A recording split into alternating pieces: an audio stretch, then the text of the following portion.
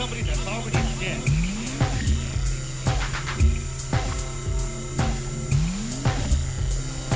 How are we going to kill somebody that's already dead?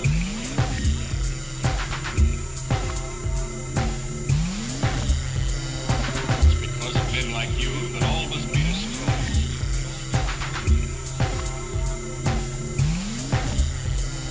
It's because of men like you that all must be destroyed.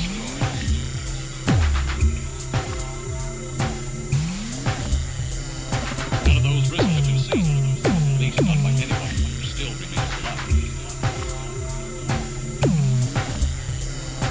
None of those risks have been seen, at least not by anyone who still remains alive.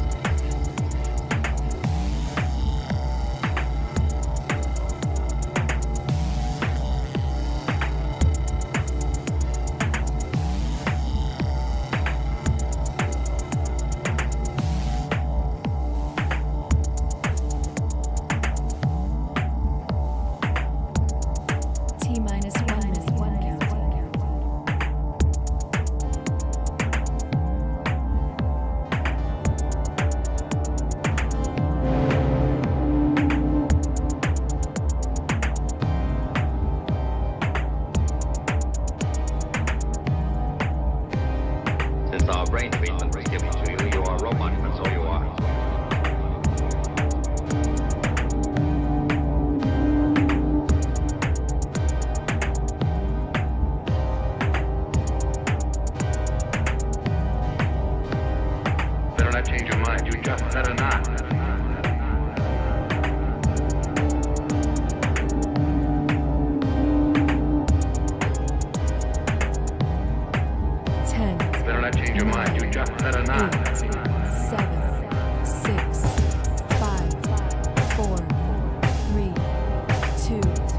1.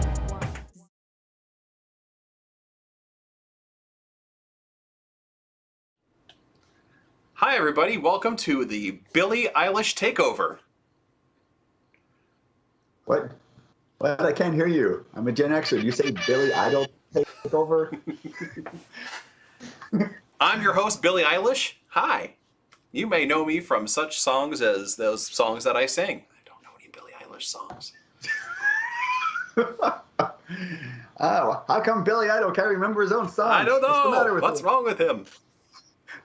I'm Billie Eilish. Welcome to my Billie Eilish Hour. With me, as always, are my friends and co-hosts, Billie Eilish. How are you tonight? I'm Billie Eilish. I'm Billie Eilish. Thank you so much for asking. What's new in Billie?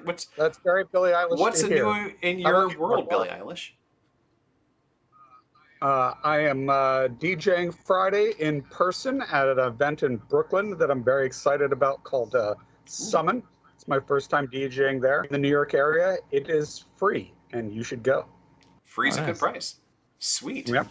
And for tomorrow's Spy Club, I'm featuring Frontline Yay! Assembly, who I think is a perfect industrial artist. I believe you're correct. And I love the fact that Billy kind of sounds like an angry Fozzie Bear. And very close to Billie Very Eilish. true. But yeah, that's the thing. Once you start like hearing the Fozzie Bear thing and like Mind Phaser, you can never unhear it. If you got addicted to that Eventide harmonizer later, Yep. because otherwise it's all Fozzie. It like really all the is. early stuff Fozzie. It's just It like really you're is. waiting for the waka waka waka kind of shit going on. And yeah. But yeah, Bill Lieb, also known as Billie Eilish. Also with me tonight is our other co-host, Billie Eilish. Billy, how are you? What? What is... Billy? Wait, Rowan Inish? Who's Rowan Inish? I'm not sure which Billie Eilish you're talking to. So, but I'm talking to you, Billy. oh well, thanks, Billy. Sure.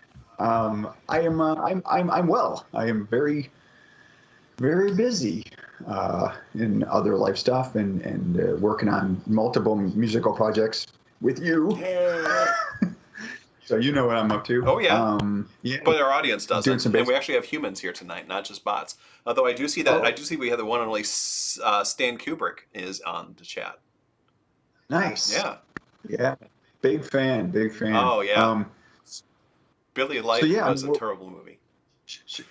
I can give it away what we're working on. Yeah. Well, one project, sort of a dark sort of lo-fi project called Robot Apartments, and we are doing them both entirely on Akai MPCs. So we'll see how that goes. Indeed. Nice. And I'm also laying down some bass tracks for a cover of this Mortal Coil cover that I won't reveal the name, but and that's going well as well. Sweet. Awesome possum. Well, thanks, Billy. It's good to know what's going on in your life. You bet. And of Billy. course, always the other co-host who's never last, certainly not least, Billie Eilish. Billy, how are you? I'm just feeling like a bad guy. Oh yeah? today. Why? Yeah. That's my only Billie Eilish joke I've got. It's the only one. Well, that you I know. every time I look into your ocean eyes, I just can't help but wonder. I guess that's another reference. I'm going to have to get cooler, I guess. I only know that because it came with my copy of Logic. Oh, nice. What is going on here? Well, I continue to hoard Porta Studios. I got another one. That was Congratulations.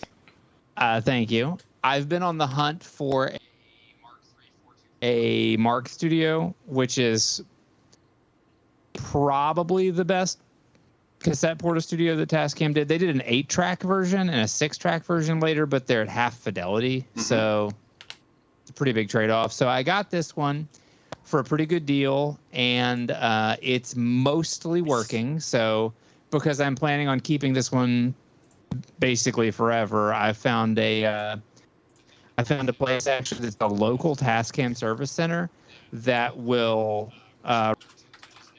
restore it to good as new condition and replace them, make it run again. Wait a minute. Did you just say a Tascam super? Are you sure they're not Scientologists? I mean, what exactly is happening?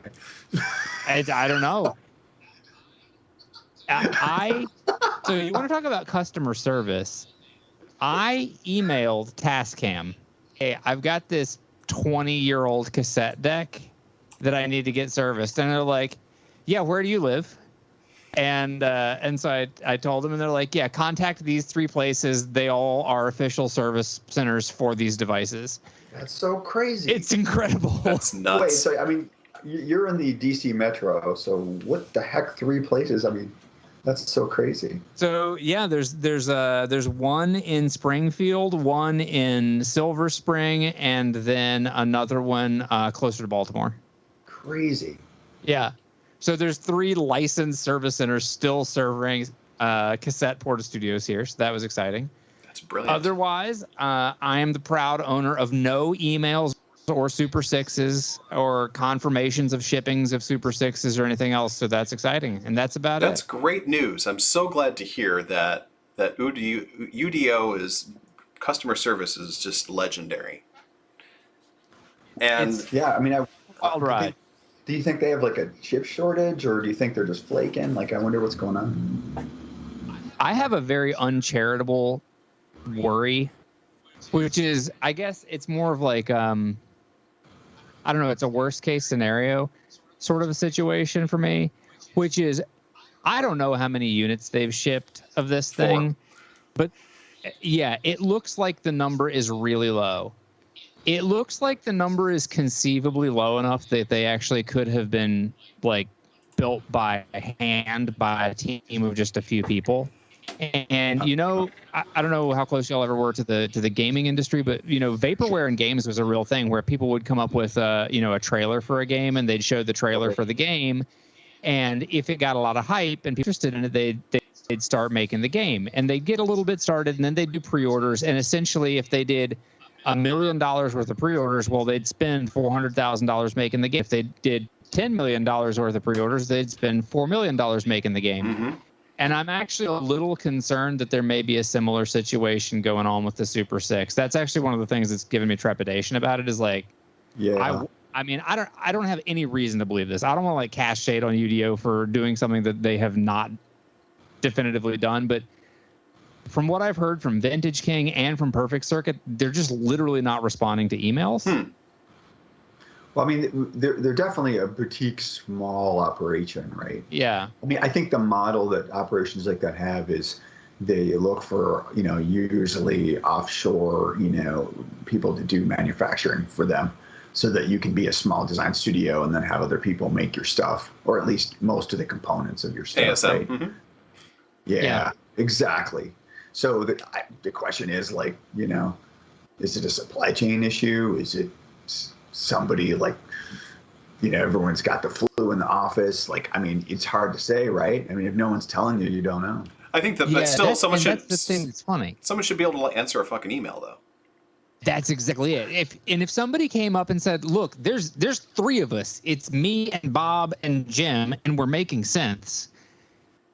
We can only go so fast, and the chips aren't there. You're not getting your synths until February, so just piss off." Right. February is when it is. Like, then people would go, "All right, fine. I don't like February, but I know that February is coming." Like, that would be 1,000 times better. Mm-hmm. So it's kind of weird. Maybe they're just got a lot of pre-order, like Gene Wilder and the producers. Well, I think that Maybe so. I hope that's what it is. I would They hope should that send out a photo of them rolling around on money in a bed in Rio. Yeah. I would hope that Finger. I hope that someone from Udio is watching right now, because Billie Eilish wants her Super 6. I do. She sure does. Wait, you want Billie Eilish's? What do you think If about Billie that? Eilish has a Super 6 that she'd like to send to me, I'll be happy to take it from her. Because we are Billie Yeah, Eilish. I think We are the collective Billie Yeah. Eilish. This is the Billie Eilish takeover. We are all Billie Eilish. All of us. Yeah. That's what I heard. I think she got the demo model from Loopop Eilish over there, who probably. Hi. That is the other thing that's really weird is that there are a couple of people who have them in the US. Most of them seem to have either ordered them from Europe or have gotten them from a company that just went over and got them from Europe. And the only people I've seen who like verifiably have these things are influencers and reviewers in Europe. Yeah. I think one of the fellow Golden Shrimp Guild members actually has one. We may be thinking about the same person who's maybe selling it, and I was talking to him yesterday. Okay. Excellent. His doesn't sound as good. On the other hand, though, it does make the matriarch sound better. The fact that it is black.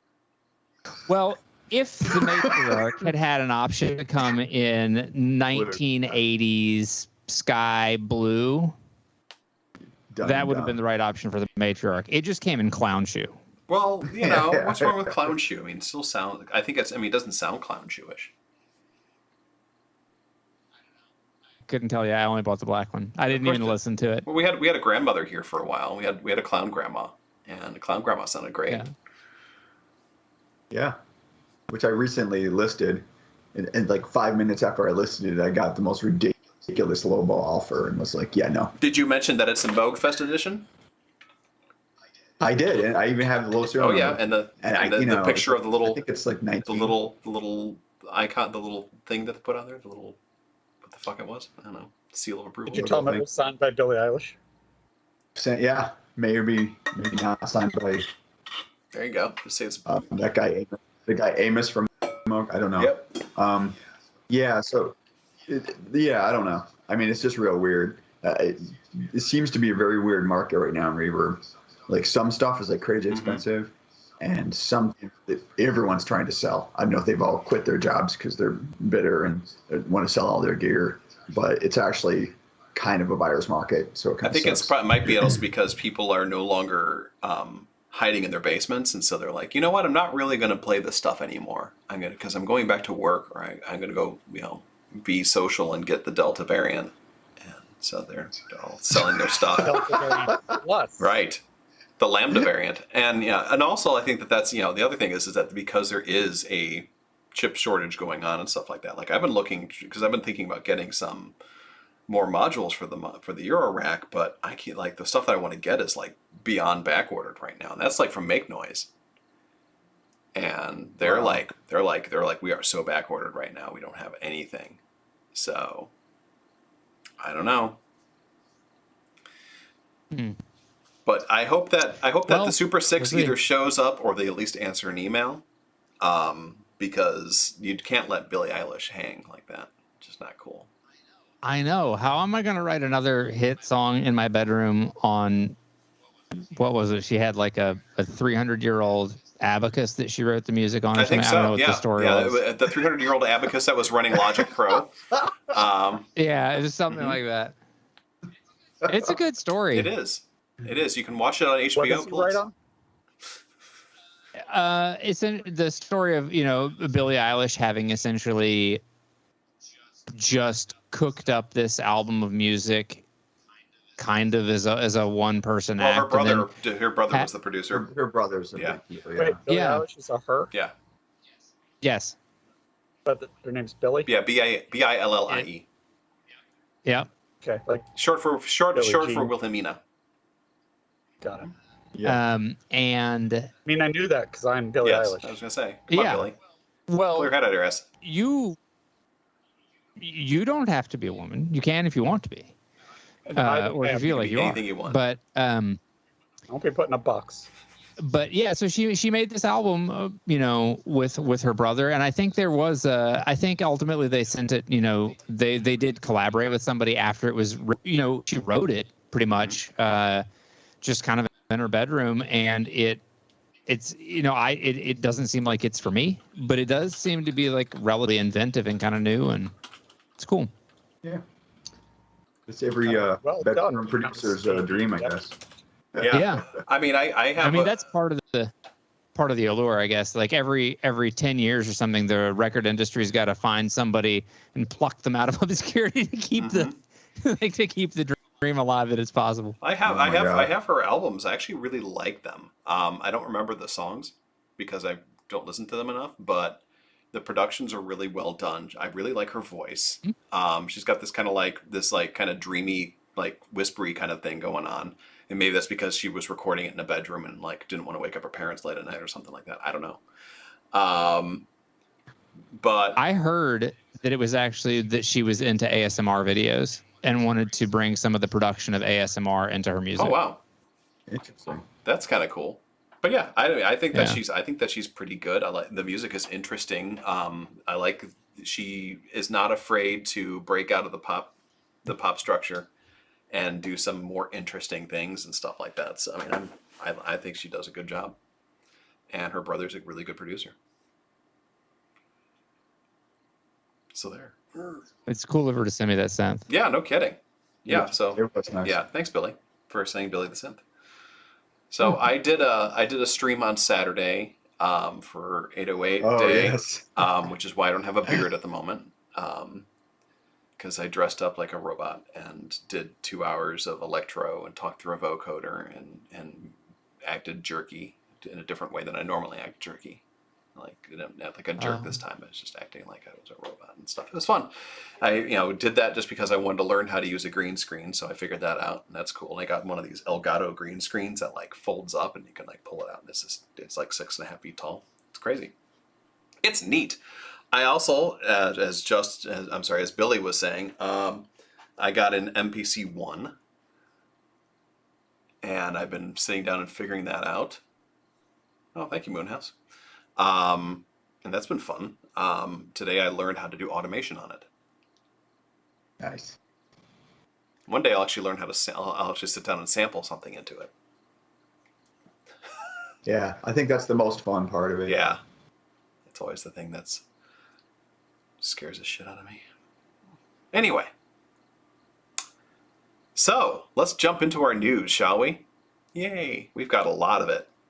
It's on the march. Da, da, da, da, da, da, da. First of all, again, our news starts 2 weeks ago because we only get together every 2 weeks because we all have lives outside of this and we don't want to do a weekly gig.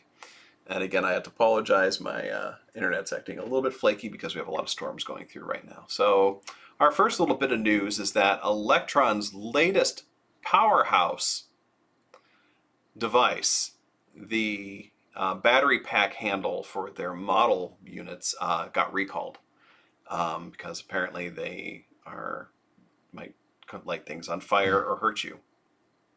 Under certain circumstances, they can cause a short circuit, potentially posing a burn and or fire hazard to consumers. That's a lot. I mean, these things hold like 6 AA batteries in them. Someone want to do the math on how much you're gonna kill yourself with that. How did they even start a fire with that? I don't know. Well, Yeah. It's impressive. it really is. My guess is it's all feeding into a capacitor, and the capacitor is Yeah. shorting. Sure. They're like, this That's kind gunpowder. of how you do a stun gun, or if you have a transformer. Right. Yeah. We use rice paper and twigs and gunpowder. Aluminum Yeah. foil. Yeah, it's a good design solution. The handle is the only new thing that Electron came out with this year. Everything else is just like black versions of the stuff that they already came out with. It's a tube into which you put batteries. Yes. Doesn't even have into which you put batteries. So And they managed to make it catch on Yes. fire. I think our uncontrollable laughter means we're not going to get any free stuff in Electron anytime soon. I'm sorry, if Mario, if you're watching, I'm so sorry.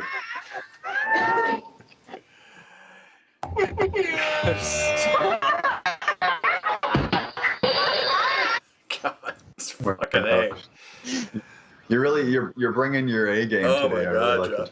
this. So yeah, I remember when I first heard about the handle was when the model samples came out, because I was asking them at Moogfest, I'm like, is this thing gonna be battery powered? I'm like, oh yeah, they're gonna come out with this handle thing, and that was 3-4 years ago. Yeah. Yeah, I bought the model samples at NobCon in 2018. Mm-hmm. Or no, I bought it at Moogfest. Yeah, you bought Moogfest, yeah. Yeah. And so it was so 2018, so that was 3 years ago. So 3 years in the making.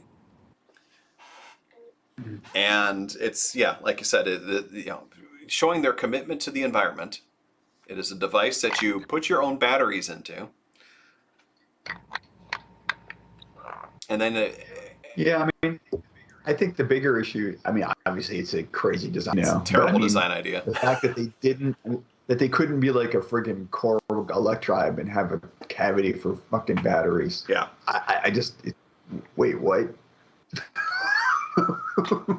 Or maybe make the handle with a lithium ion.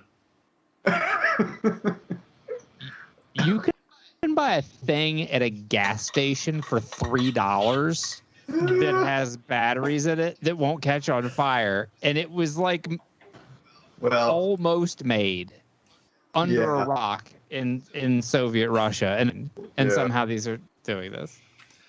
This thing is aesthetically. Finest batteries in all of Kazakhstan. Yes, it looks like it was designed by fucking Moen or something. I know, it's right? Like weird.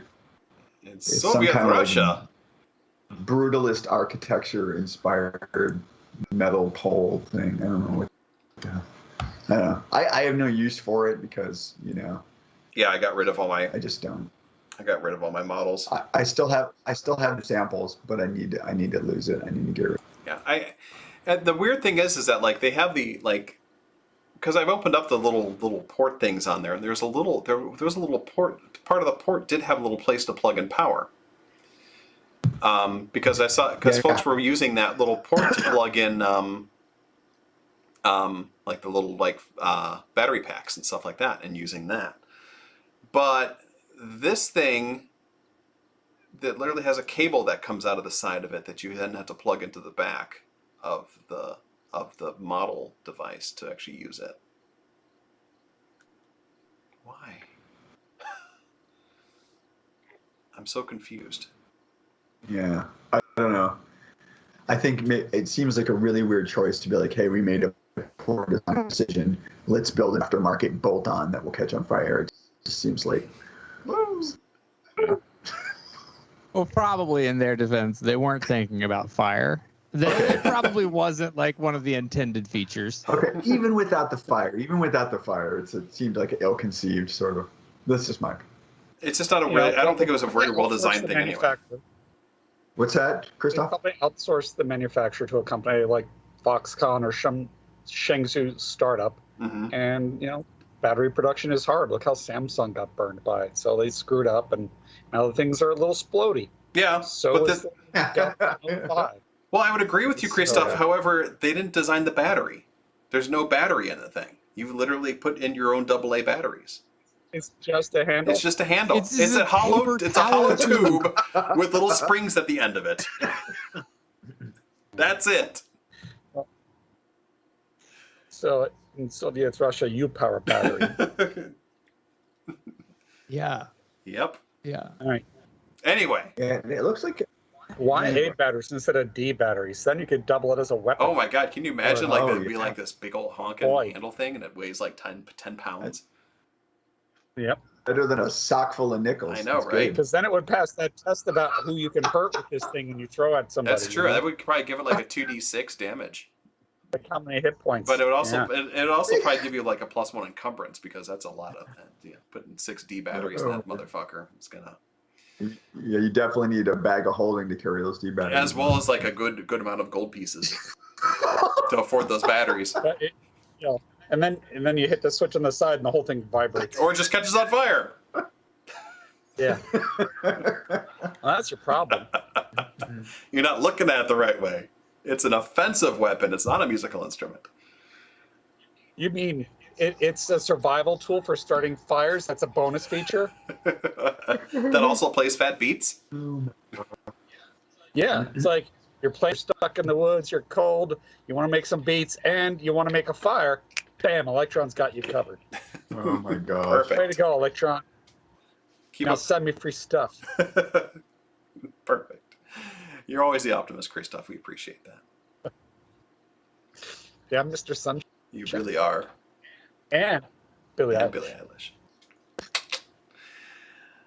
Eilish. Next here, the Korg Collection 3.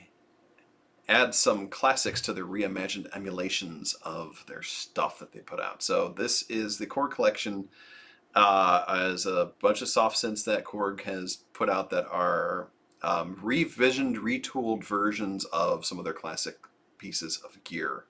And they just added, this really is. So they added the Mini Korg 700S, the Prophecy, and weirdly and amazingly enough, the Triton Extreme Workstation.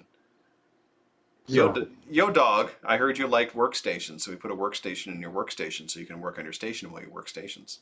But I just think it's so meta when like software emulates other like hardware VAs, and I think it's even more meta when it's like totally digital, you know, whatever sound engine technology of the day they were doing.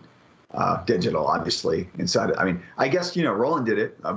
They did the D50 and you know, all that other stuff. And then Korg did it too with some of their hardware, essentially. So yeah. But I think it's always fascinating to see what people will make software out of. You know, it's pretty cool. The Prophecy alone, I think, is worthwhile. I used to own a Prophecy, and they made this a multi-temporal Prophecy, which is kind of like basically they made a Z1. Although I always heard that the Z1 wasn't nearly as fat as the Prophecy and that they had made. So I hope that this Prophecy is much more like an actual Prophecy and not like the Z1. This one is much more like a Prophecy, and I agree. I do have a Z1 here, and it definitely sounds thin. I like to call it. I'd like to say that sounds like an icicle. What was the Prophecy? Was it a VA synth or? It was. Yes. Yeah, it was kind of a VA. It was what they called MOS was their technology that they were using, and it was more. It was virtual analog, but it was more like everything was like, I can't remember what the hell they called it. Never mind. Yeah, I mean, there's a lot at that time. Yeah, it had physical modeling. Yeah, thank you. That's the word I was looking for. Physical modeling. It had effects processors. So it was part of their Oasis system. Mm-hmm. Its heritage was the Oasis system. And it just sounded fantastic. And it was $100 at least, but for just one, which people weren't really doing at that time, because at that time it was all about, you know, digital workstations with like Polyphony Wars. You know, back then you could get a sampler with 128 voices, and you could get the 1080 with 64. And but this thing, people got it because it was dynamic and it had the power of synthesis behind it, real synthesis. And it sounded fantastic. It's one of the very early VAs. Yep, it came out at around the same time as the Norby, the JP8000, and the AN1X. So this was Korg's take, and people loved it. I think it's all over mid-90s Frontline Assembly and 9 Inch Nails. It's a really excellent sounding synth, and it's incredible that it's in a plug-in now. Yeah, it is incredible. Yeah, it's it sounds absolutely phenomenal. And it says, like I said, it's not just a mono synth on here anymore. You can flip it to mono, but it's also various types as well. Yeah, super handy. Oh yeah. So now you get let's see here, what's all in this thing nowadays. So you've got the M1 is in there. Speaking of workstations, the Triton, the Wave Station, the Mini Korg 700S, the Prophecy, the Triton Extreme, and Jesus, what else? I'm trying to pull up. Isn't the Poly in there? Yes. The 20. It used to be also the mono poly. Yeah, the mono poly's in there. The Poly 6. Yeah. And then these weird little effects plugins, the Triton, M1 Arp Odyssey, the Wambra, that's a really good M- controller. M20. 1WFB. Mm-hmm. Do you know the story about the? Do Hey, you know the story about the 01W? The Yeah. name? So I do, but I'll let you the tell story behind the 01W was that they were looking for, they're going to put up the successor for the M1, and it was going to be called the M10. But when they were passing the design over to, I think it was like one of the big wigs and stuff like that, they're like, "Oh, the 01W, that's a great name," because he was reading it upside down. Yeah. And that's So I want to talk to you about some of the additions to the Korg Collection 3. Mhm. So first, the one that's less interesting to me. So the Prophecy is very exciting. So the Triton Extreme is going to be very important for a lot of people because everybody used to own a Triton. right. Not me, but that was the synth. And the reason why is because they had the best marketing strategy ever. So when you went into a synth store, all the synth guys, everybody worked there was trying to sell you a Triton because for every 10 Tritons you sold, they gave you one. So they never tried to sell you anything else. It was all Tritons. That was just brilliant. So yeah, and it's a very capable synth. I've never had one. It wasn't my thing, but a lot of other people love it. I know John Carpenter loves his, where he had one for a while. And I want to talk about the Mini Korg 700S. So the Mini Korg 700S was like one of those early monosynths that made pulse width modulation available. And a lot, like, there were people that just couldn't get that, and people love that sound. And its most famous use is on a song that, if you have an electronic band or an industrial band, it's required that you make a cover of Warm Leatherette. This is the synth that Daniel Miller used on Warm Leatherette. So it's got a sync saw. It's only one note where he raises and lowers the high pass filter on it. That's Warm Leatherette. You just press one note, bam. Yep. Didn't Korg do a limited And he run loved reissue it. of this thing? And it's a weird interface, so using it virtually will be handier. Because I believe it came out before the Prophet 5, and the Prophet 5 really kind of set the standard for the logical approach to way synthesis should be. Is like oscillators here, modulators here, filters here, so. And the Korg doesn't have that. It's more like it's built to kind of sit on top of an organ, and some of the controls are underneath the keys, which is weird. But yeah, that's an exciting VST. It's exciting that they're making it, and it also has an interesting sound. A lot of these synths, they just did things in weird ways that present opportunities that you don't see on classic subtractive synths. So it's wonderful that they did that. Yeah, so I had a guess, and I was right because I remember what's his face, Tom York from Radiohead loves the 700, and they released a limited run hardware re-emulation of that thing. Yeah. I didn't know if I had the numbers right, the model number right, but yeah.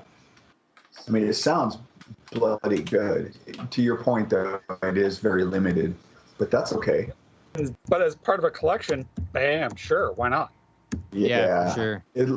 The redo, best, I guess, for full-size keys, like they should have done with the bloody MS-20 in the first place. Anyway, It looks pretty gorgeous. It looks like some serious 70s Radio Shack hi-fi equipment with the keyboard on top. Right. I really And like it. and all the controls sort of like on the face underneath the keyboard in the worst conceivable place for them to be. It looks like it should have a theremin antenna coming up this side. Totally.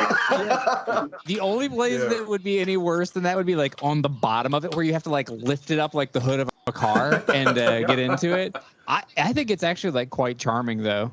Yeah. It's like, so I would never buy the hardware one, but would I load up the software? Yes, I would. Yeah, absolutely. Yeah, Absolutely. So I think it's really great that they made this. Yes, and also having the Triton stuff in there is really handy for people who owned a Triton and don't anymore, but still might have the libraries. Yeah, because then you can get the libraries. But also, I mean, really, that's one of those instruments where if that's your only instrument, you're going to be fine. Yeah. The Triton did everything. Mm-hmm. I think you could load your own samples into it, right? Yeah. And you could load cards into it, so you could load the virtual prophecy. So it's fantastic. Yep, and it had so many, like the presets on it. I can't think of the names of them, but it had a ton of presets on it that like absolutely defined the sound of a lot of that early 2000s hip hop. Mm-hmm. Yep. You know who I would really like to see emulated on that note? And I think UVI, the French sampling company, are the only ones that have done it, and that's any of the Ensoniq stuff. Like they have an ESQ1 sort of sample library emulator. Oh, that's right. I've seen that. There's a Yeah. free SQ80 emulation. I found out about it from the guy from Severed Heads. He had a website that he's taken down, Tom Ellard. But I want to say it's called Buchty, Buchty. It's free. I think it'll only work on PC, but it's a fantastic emulation. Nice. I mean, yeah, And it hasn't been updated in years, and it never will be. I would like to see the Fizmo and some of their weirder stuff up there too. The Fizmo. But the Fizmo. Nice. Just don't. Yeah. Well, maybe Behringer will put one out. Yeah. Or or the Emax 2 with its the way it would do I don't even know what to call it, the transposition, or like you could put samples into it and then you could have it process them in a weird way. I can't remember what it was called right now. But it has I think it predated transwave synthesis. But yeah, that was Emax did interesting stuff. Yeah, and Sonic did Transwave. That was their thing. Yeah. There was a third-party person. I can't remember what they were called. They made a lot of really cool stuff using some of the Transwave. I can't think now. Anyway, yeah, they're the ones that put out the resonant filter. It loaded in as an effect on the EPS ASR 10s. And because if you remember, that stuff didn't have resonant filters, which was kind of weird. And they also had like sample and hold and some other weird stuff. Waveboy, yes. So Moonhouse beat you to it. He's talking about his EPS 16. Yeah. Yeah, I had to sadly let mine go. Did the ASR 10 have a resonant filter? I can't remember. Nope, I don't think so. I mean, you didn't actually really probably need it because I mean you could generate a square wave, I think. So you could kind of do your own sort of synthesis. I usually use that just as like a sub underneath a sound, to give it a little oomph.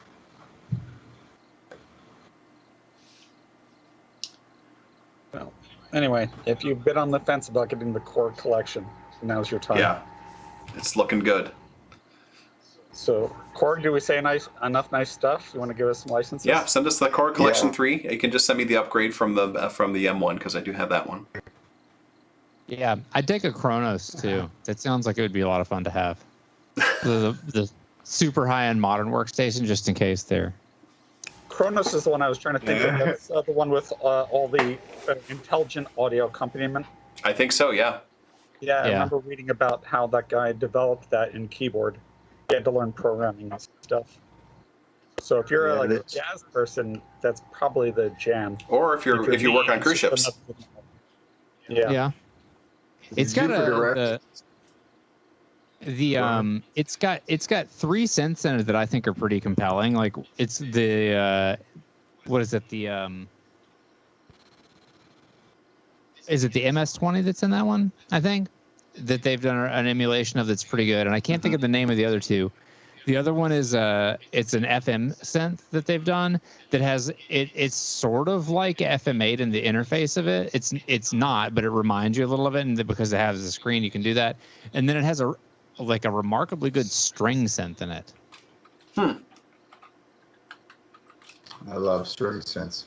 Yeah, it's actually like really good sounding. And then it has the piano and it has some other stuff, but the 3 of those I think are kind of notable. And of course it does like the full on gajillion polyphony sampling and everything else. Nice.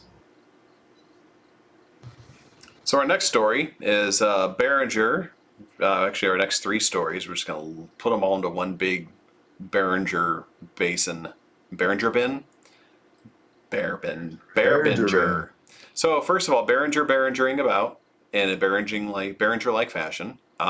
They recently announced and showed off their Pro 16 synth prototype, as well as their Jupiter 8 replica plans. So they're doing a Pro 16, which is kind of basically a Prophet 5.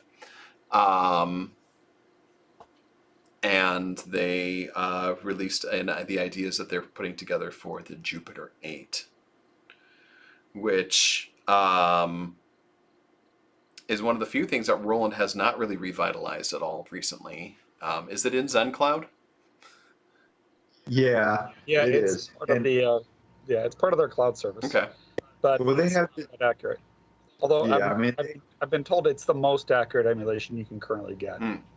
So I have some strong opinions about it. So the XM and the Jupiter X, which is their Zen core technology, compared to the earlier ACB, which you can still buy, I think the ACB, for my money, sounds better. Really? Well, I think it's better analog emulation than the Zen core. But I think when they came to the conclusion that ACB was just too taxing, and it is. It requires a lot of resources. So it's kind of like the Diva situation, right? Do you know that? Exactly. I think the Zen core stuff sounds awesome. If Roland wants to give me a Jupiter X, cool. But I just think that, it sounds really good. And yeah, I just don't think Roland's ever going to make an analog synth, dude. Not in my lifetime. So No. Yeah. But yeah, so the Jupiter 8 sounds interesting. The Prophet 5, I don't know. I mean, there's already a Prophet. There's enough Prophet 5s out there right now already. But this is a 16. Yeah, well, they're calling it the 16. Yeah. So yeah, we'll probably get 16 voices instead of 5 or 10. But I don't know. It'd also be a free fire starter. Yeah, that's true. yeah. Because that was Well, when Sequential tried to do this before. Yeah, With Prophet 10 is that it couldn't handle the heat. yeah, that's right. I remember. Yeah, we'll see. I have mixed feelings about this. I mean, obviously, I'm a big sequential fan. Same. We'll have I to kind of see thought, when Behringer sends me one, what we think of yeah, it. There you go. When they send us Well, all. Yeah, well, they sent us all It might be- Prophet 16s, Pro 16s. Sorry. I mean, not to jump ahead to the later stuff with Tom Oberheim, but they seem to have a very complex relationship with the people that they're trying to skeeve off of, really, I mean, because I think part of them, they just can't stop being robber barons and their sort of hyper-capitalist mentality. But at the same time, then they're like, oh, Tom, we really like you and we wanted to give you your stuff back. You know what I mean? Like, but I mean, look, I don't know. Maybe they can be torn. I mean, because if he wasn't going to use it, I could see them wanting to trademark it. So since we're consolidating Behringer stuff, I'm going to wrap it all up. I'm referring to a couple issues they've had with trying to get European or EU trademarks for stuff, Right.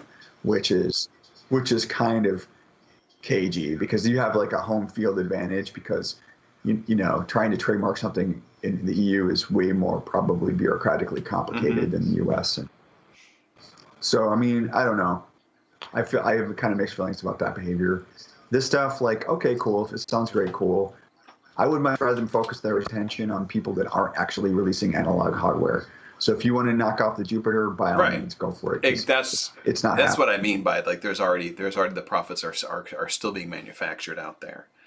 It'll be interesting to see what happens now they're putting this thing out there with like, since like Sequential is now part of the Novation family of gear. That gives them a little bit more leverage than just it being Dave Smith and the 5 guys in San Francisco, because now you've got like a little bit larger of a company. Yeah, no more quality tests while drinking tequila in a soundproof room. And being deaf. Totally deaf, yeah. Wambra says, you guys see the Lindrum they showed the prototype of? I did, yes. That's We kind of talked about that. Yeah, didn't we did. Yeah, we talked about that last Yeah. week.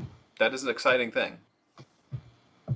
The Lindrum that kind of isn't a Lindrum. Yeah. Well, I because really, I've got this very funny, it was very funny to me, idea that I want Behringer to go all in on recreating late 90s workstations.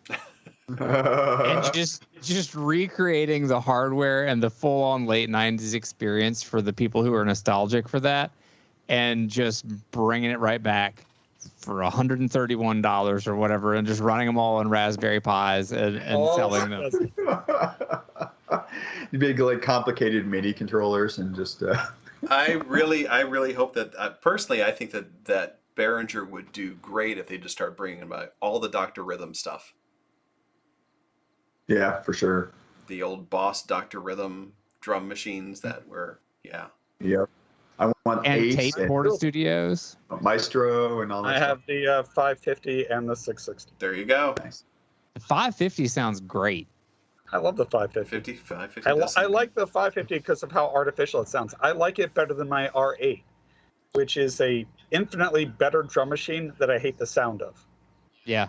Do you have the expansion cards in that thing? Because without the expansion Yeah, cards, I've got Power Drums USA, Ethnic Drums, and something else. yeah, there's electronic, which is I think, That's Dance. 909s. Yeah, Dance is the 909, and electronic is the 808, I think, something like that. Yeah. So, yeah, I've got the Roland R8. Just running off the drum machines I have, I also have the Yamaha RM50. Nice. I've got the Alesis SR16, the Alesis D4, the Alesis DM5, the Roland TD7. What else? That's off the top of my head. It's nice. I had the DR220, the Dr. Rhythm DR220, Yeah. and that thing was, yeah.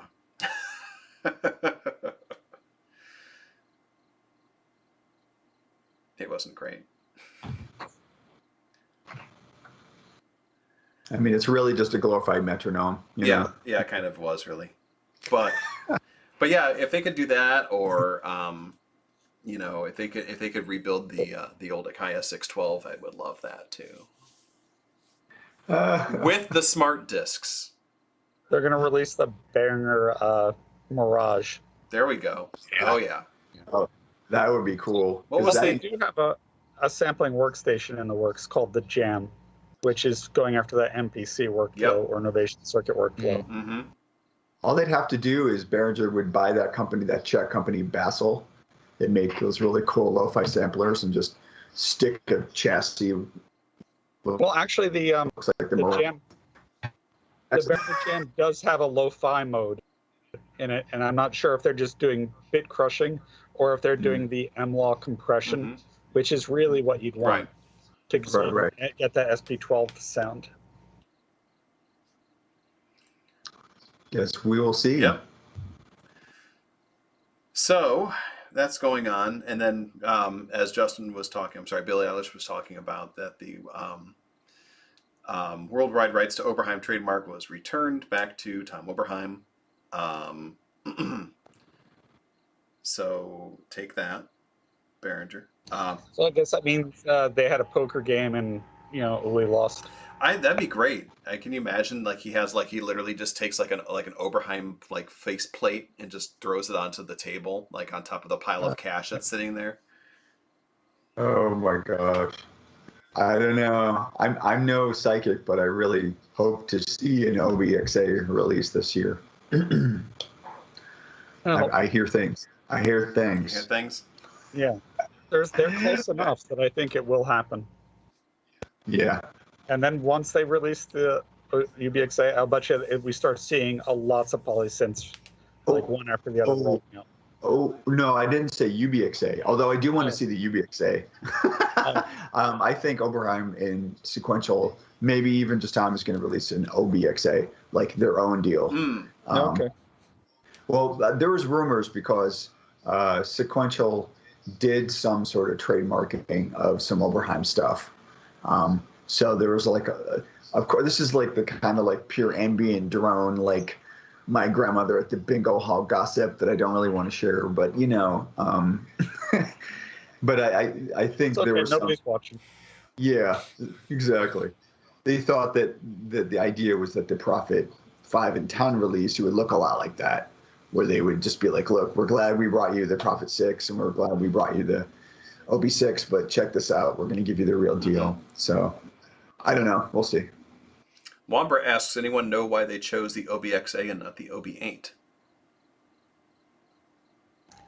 I think the OBXA is probably just more famous and famously used. Yeah, I mean, they could have used the OBX too, or the Matrix or any of those other ones. Yeah.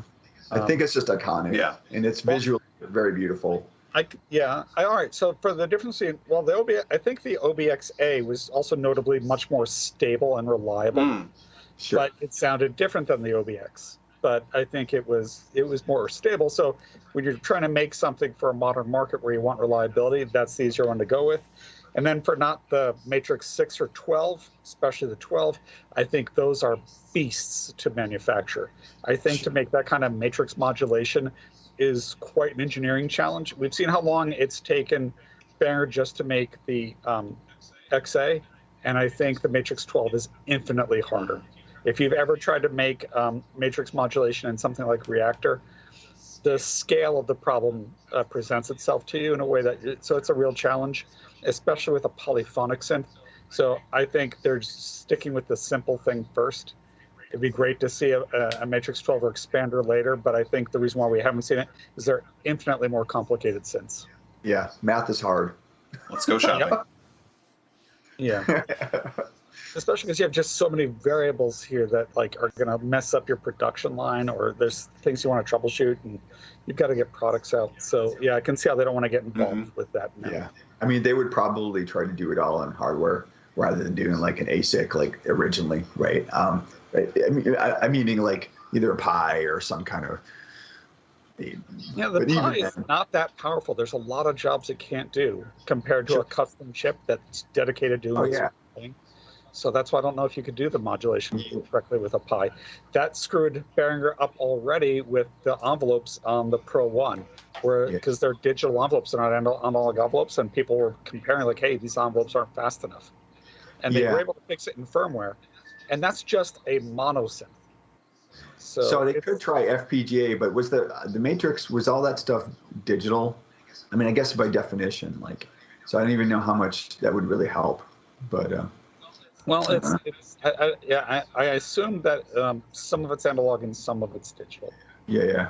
The Matrix stuff, and it's hard to combine them. And those are all synths with the chips. Most of the chips don't exist anymore.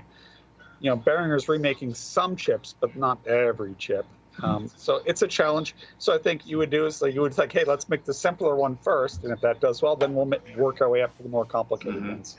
Yeah, if they sell that UBXA for sub $1,000, they're going to shift so many of those things. Oh my gosh! And I do think that's exactly what will happen, unless they put the polyphonic aftertouch keyboard in it. I do think that it'll probably come in at that price range. Yeah. Even then, it might be like $999 because what's the DeepMind 12, like 800? It's like 700 now, isn't it?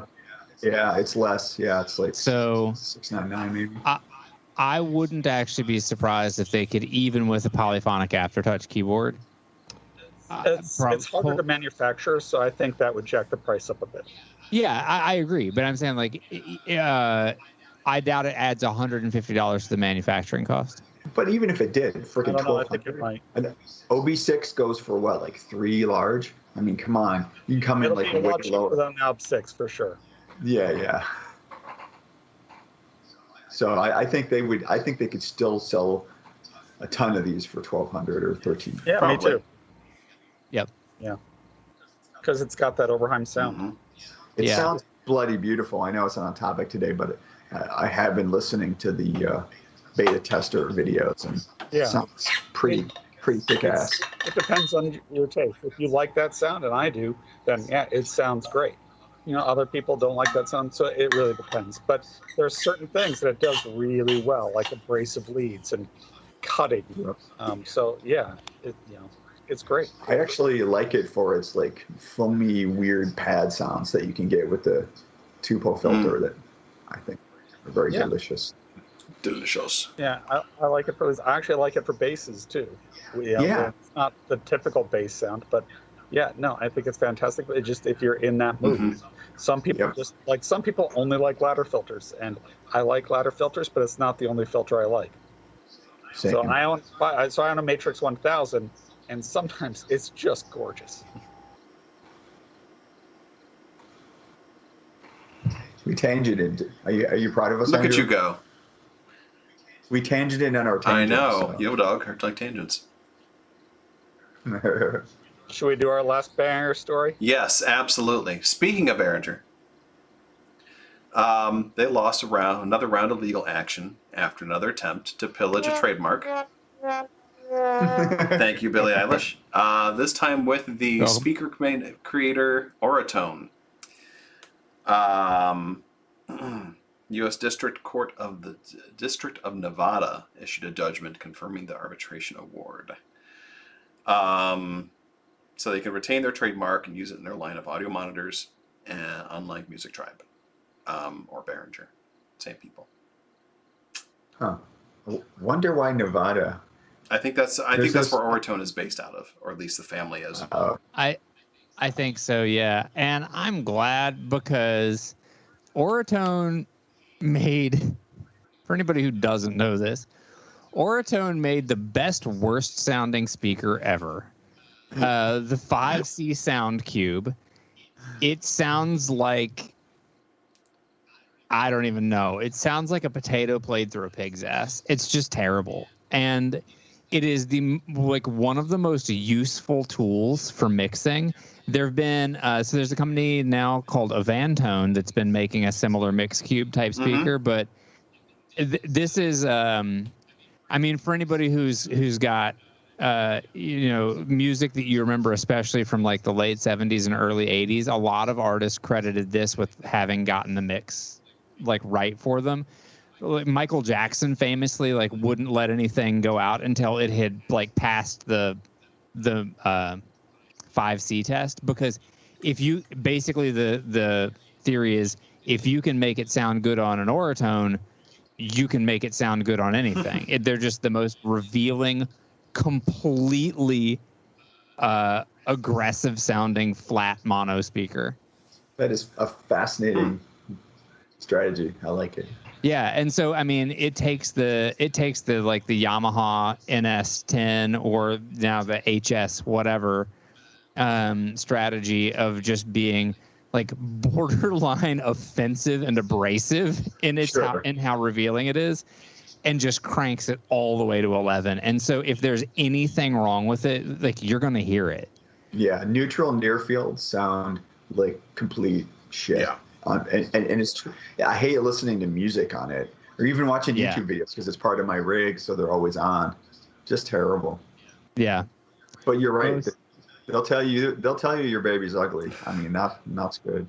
Yeah, and the 5C apparently, like I know a person who had them and has since sold them, but they would tell you your baby was ugly even if your baby was beautiful. Nice.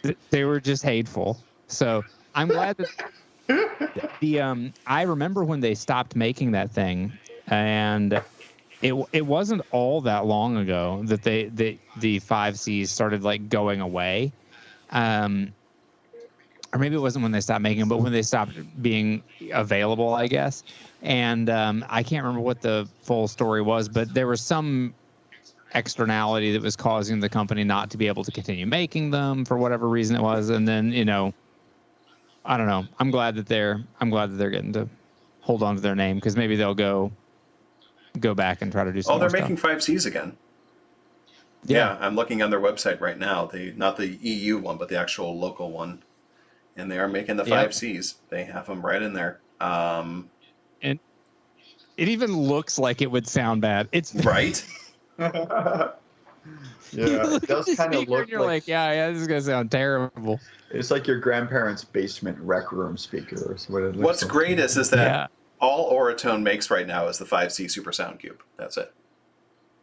Yeah. So it's like they're kind of like they're just like we know what we're doing. This is all we need to do.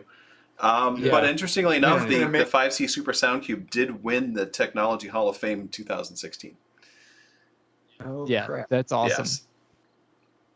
It's a funny little speaker. And so the Aurantones are supposed to be pretty good too. I haven't ever heard the Aurantones, but they make them in this, like if you look on Sweetwater, they'll have them. I really want to see that. I want to see the Hall of Fame where it's like the Studer tape machine. I know, right? The knee, the SSL desk, the shitty Auratone speaker. Yeah, and like it should be. They were on. If you so now that you're familiar with the speaker, you're gonna start looking and you'll see these photos from these old studios, and they'll have these like beautiful far field monitors, and these like gorgeous oak cabinets that are inlaid into the walls and everything.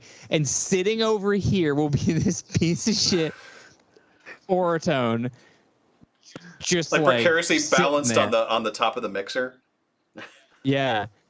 But Avantone, interestingly, has been making a bunch of other stuff. I've actually looked at a few of their things that are kind of interesting. So they have made a remake of the NS10s that they're called the CLA 10, which is basically supposed to be as close as you can get to it. But the mix cubes are $500 for the pair of them, and a lot of times studios only use one.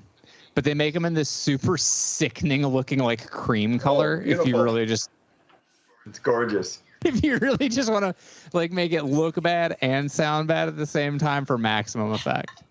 Nice. Perfect. Does it come with a lava lamp? Give me. What's that? Does it come with a lava lamp? I hope so. Yeah. I mean, if they don't have that bundle ready to go, Yeah, then right. they're missing out. Yeah. I want that like Brady Bunch cream soda orange is what I want. Ah, it looks like Frank Sinatra's check out underpants. check out the retro cream flavor that they have on. You can see it on Sweetwater. That's what it is. And wow, is it a retro cream color or what? Oh, I'm gonna hold out for the floral print. Even better. I don't even know what I'm doing. I literally just typed retro cream into Sweetwater, and it's the first thing that popped up. Oh Is my it God. the only thing or just the first It's like thing? no, it's the only thing really. So Excellent. for That's good. the viewers at home, It's there's your retro cream color. Nice. I like it. Retro cream. It kind of looks like. I'm not gonna say what it looks like. It just looks gross. It looks like retro cream. It looks like retro cream. Absolutely. It's okay to put that as a search term in Sweetwater. Do not Google cream pie, or creamy into Google. Oh. Or I want to make it or retro cream. some accessories for it. I like it. I like the lava lamp idea. It's good. Oh, God, retro cream. Oh, that's all I can only think of. Like every like dirty joke. What?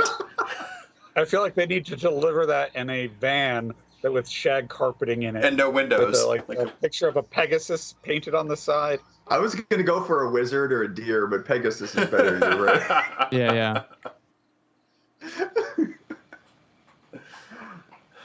Fuck. All right, retro cream. Billie Eilish and the retro creams here tonight on Tangents. Retro cream. So Roland. We're on a list. Yeah. Now we're we're on a on list. something. God bless America. So Roland is currently offering their Xenology effects for free for the rest of the year. Just enough time for you to put them into your recording. So if you have to go back and remix them, you then have to pay for them. Forever. Print your sins. Yeah. Yeah, pretty much. So they sound really good. The Roland Xenology effects, they sound very nice. I really don't like Roland's subscription model for your stuff kind of thing. So even though they're offering it for free, the caveat is that come December 31st or January 1st, 2022, they're no longer free. Yeah. I mean, sorry, that's like heroin dealer free, Yeah. Yeah. I can live without that, really. Yeah, so if you want it after that, then you have to pay $3 a month, starting $3 a month. I don't know what the tiers are in Roland Xenology. I'm not going near that thing. Well, It's a pint of blood to an orphan. Oh, okay. yeah. Well, I've got some of I those have laying around. I have the ultimate, and there's different tiers. That's one of the higher tiers, and it cost me about $18 a month. Okay. So it's not cheap, but it's not crazy either. Yeah, but it's still just kind of, I don't know. It's kind of shady. Where like, here's your free effects. Oh, just kidding, because think about how many folks are going to be like, I need to go back and work on this project. They open it up and it's just like, oh, you want to use these cool effects? Well, you got to pay now. Yeah. And basically, it's an extended demo. Exactly. Yep. Yeah. But if you just need to use something for a little while, between now and it's 4 months, 4.5 months. Yeah, get on it. It's if you want to do a Wambra doesn't want to leave, but he has to buy cat litter. Well, just load us into your phone and take us with you, Wambra. Tell us all about the cat litter. Man, So, yeah. Danzig buys some cat litter. I'm telling you. That's true. Yeah, just have Danzig bring it to you. Yeah. So Wambra, what I do is I have the Twitch client on my phone, and there's an option to go audio only, and that way your phone bandwidth can handle the stream, and you can just listen because there's not a lot going on visually here. That's true. Just stare at. If you have it, and so I put that in the Bluetooth, and there's also an option to have it not shut off when the screen goes blank. So that's the way I listen to Twitch in my car. And you can just duct tape it to your face too. Yeah, well, because when you have the TV, when you have the visuals on, it's too much. If you're not on Wi-Fi, the video stream, it just starts to stuff. Yeah. That's why I go audio only. And we are buffering. Yeah, or you can duct tape the cat, and then it can't go to the bathroom. It's a problem. True. It's not been doing any buffering for me, so it might be you. It might be you, Wambra. You might want to. It's been buffering for me. I'm watching it right now. I'm okay. watching it right. I'm watching the drop frame rate right now, and we are dropping frames currently. Nice. And yeah, I see that we are in the red as far as our broadcast is concerned. Whopper does not own a cell phone. Good for you. Seriously. Yeah, good for you. Seriously. Fuck. Thank you, Billy. Yeah. Thanks, Billy. All right, we'll take care. Thanks, Bruce. You're welcome, Bruce. Yeah. I don't know. It's too crazy. That's Wombrily Eilish. Wow, Wombrily Eilish. Wow. That's the name right there. Oh my god. Okay. That is a name. That is. There are lots of names, and that is one of them. That is a name. In fact, there are many gear shows you could out there. This is one of them. Critics agree. This is one of them. So you're going to talk about the 2600s or what? The 2600. Do you want to talk about the 2600s? Well, isn't that our part of our Behringer triumvirate, or was there another one? No, that was it. There's four. That was it for the No, Behringer. there's four. Jeff put out the. Oh, and it looks like they're gone again, though. That was Oh yeah. that was a short-lived availability, which was they had a handful of the ARP 2600 clones available, not for pre-order but for actual sale, or at least that's what the website said. Who knows? Yeah. But they're gone. Womp womp. I pre-ordered the Blue Marvin because I prefer the way it sounds to the Gray Meanie or whatever and the original. But I'm not even sure I'm just going to buy it or not. But I was like, I'll just reserve it. What the heck? I kind of wish it wasn't just like rack stuff. Like, I don't know. I feel like might be cooler ways. Tabletop even might have been cooler, but yeah, I don't understand in every case the allure of, if you're recreating something, recreating the exact design of it. I mean, the ARP 2600, I think it isn't a bad design by any means, but it also doesn't have the benefit of the subsequent 40 years of design language and design work built into it. And, I'm sure if you asked the people, like the original folks who worked on the 2600, if they could have started again today, hey, would you have, with all the knowledge of the past 40 some years of synthesizer design, what would you design? Like make the same synthesizer, put the same synthesizer in something, but like, would you make it exactly the same thing? I'm sure that they would go, actually, maybe we do this a little differently. Well, Korg did that. I mean, they added pulse width modulation in the desktop version of MS-20, which was pretty cool. Mm-hmm. Yeah. I agree. Weird about the 2600s is I believe the gray and blue have actual spring reverbs, actual springs. Yep. I think, and the OG is software emulation, Mm-hmm. and so which is very strange. So, but listening to the two, I almost prefer the what I'm sure is what's their shit. TC Electronics, is that that's their division? Yeah. Effects. Yeah. I mean, I'm almost sure it's one of their algorithms on a stick, but I mean, it's one of those things. I've been eating Twinkies so long that I don't even know what good food tastes like, kind of deal. I don't know. I thought you were just going off on a tangent there. It tastes like Twinkies. That's what good food tastes like. Tastes like Twinkies. Exactly. All foods taste like Twinkies. are really good. That's just how it is. More of a cupcake person, actually, if I had to choose. Ah. No, I gotta say, I have enjoyed the sound of every 2600 clone I've heard. I enjoyed the Korgs. I enjoyed the Behringers. It's great. I didn't have that great of an appreciation of the 2600 until I started hearing these clones, and now I totally get Mm-hmm. it. Yeah, it sounds really nice. And it's used on one of my favorite musical pieces. It's the bass sound in the soundtrack of The Thing. Oh, yeah. The Thing has such a good soundtrack. I mean, I love Carpenter in general. So yeah, but Ennio Morricone, that was his synth, the 2600. very nice. Sweet. Well, as I sit over here and admire my beautiful all-black matriarch, I do have to say that I think that they probably could have done something a little closer to that from a design standpoint.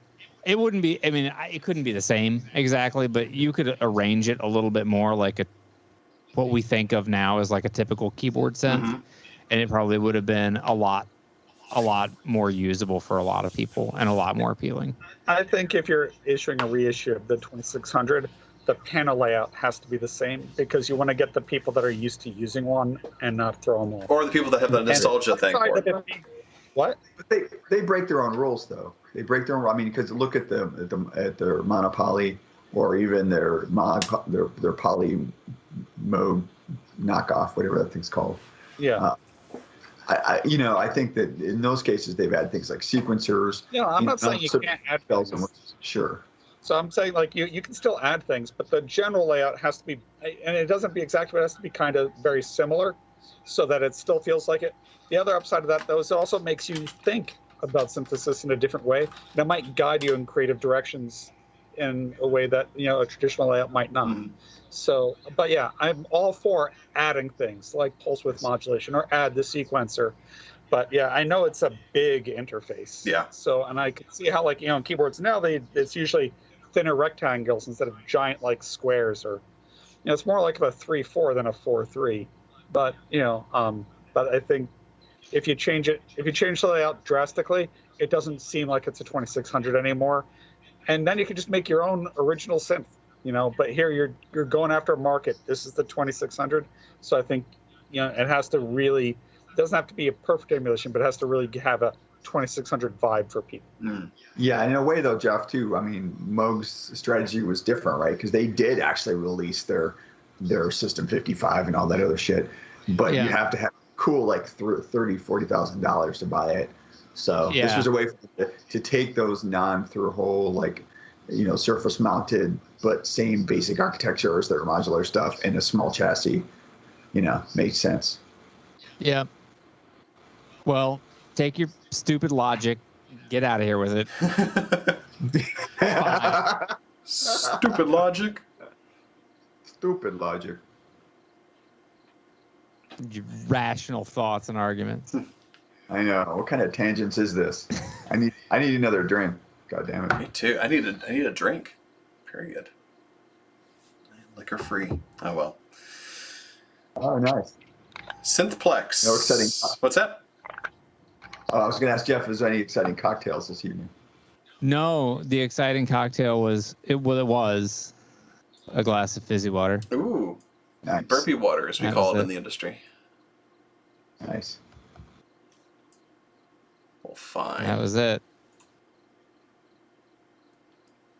Sorry, Andrew. I yield my time to the Honorable Andrew Lunt, who was just trying to MC. This is Billie Eilish. Thank you very much. Oh, I'm sorry. The Honorable Billie Eilish. Andrew, Thank you, Billie Eilish. Eilish. Thank you, Billie Eilish. So Synthplex was postponed yet again to 2022 due to COVID. Synthplex is the... What COVID? You might have heard of it. It's this disease thing that's been all the rage with the kids nowadays. That's a weird name. I know, right? It's kind of like Corvid, but not quite.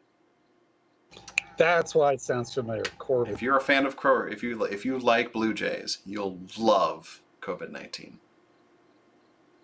No, Blue Jays are mean. Well, they're Corvids. Yeah. Blue Jays are my favorite because they're mean. They are mean bastards. Yeah, I love watching them and hearing them scream. Anyway, it's been postponed to October 27th, 2022. Synthplex is a kind of a mixture between KnobCon and Moogfest and that kind of thing. But it's over in Los Angeles. They've had one so far in 2019 that was a big hit. They were going to do one in 2020, but obviously they had to cancel that. They rescheduled for this year, and again, they decided to hold off on doing it again until 2022. The 2019 one had like a bunch of who's there, like Roger Lynn, Dave Smith, Tom Hulkenborg, Thomas Dolby was there, Jean-Michel Jarre did the thing. So it's a big thing for all kinds of fun times. I would love to go to it. So I had a bunch of people that are high risk population for COVID. Yeah, because they're all old. Yeah. And Billie Eilish. So they held off on it. And I saw that Super Booth is still going on, but they have all these kinds of very specific rules about how you can participate in Super Booth this year. Yes, it is very, very tightly regulated. Yeah, it looks like. Yeah, it's very Germanly regulated. And KnobCon is still going on, and that's coming up in just a few weeks. Provided they don't cancel, which I hope they, I could understand if they do. I know a number of folks that were planning on going have since canceled the reservation because of the Delta variant.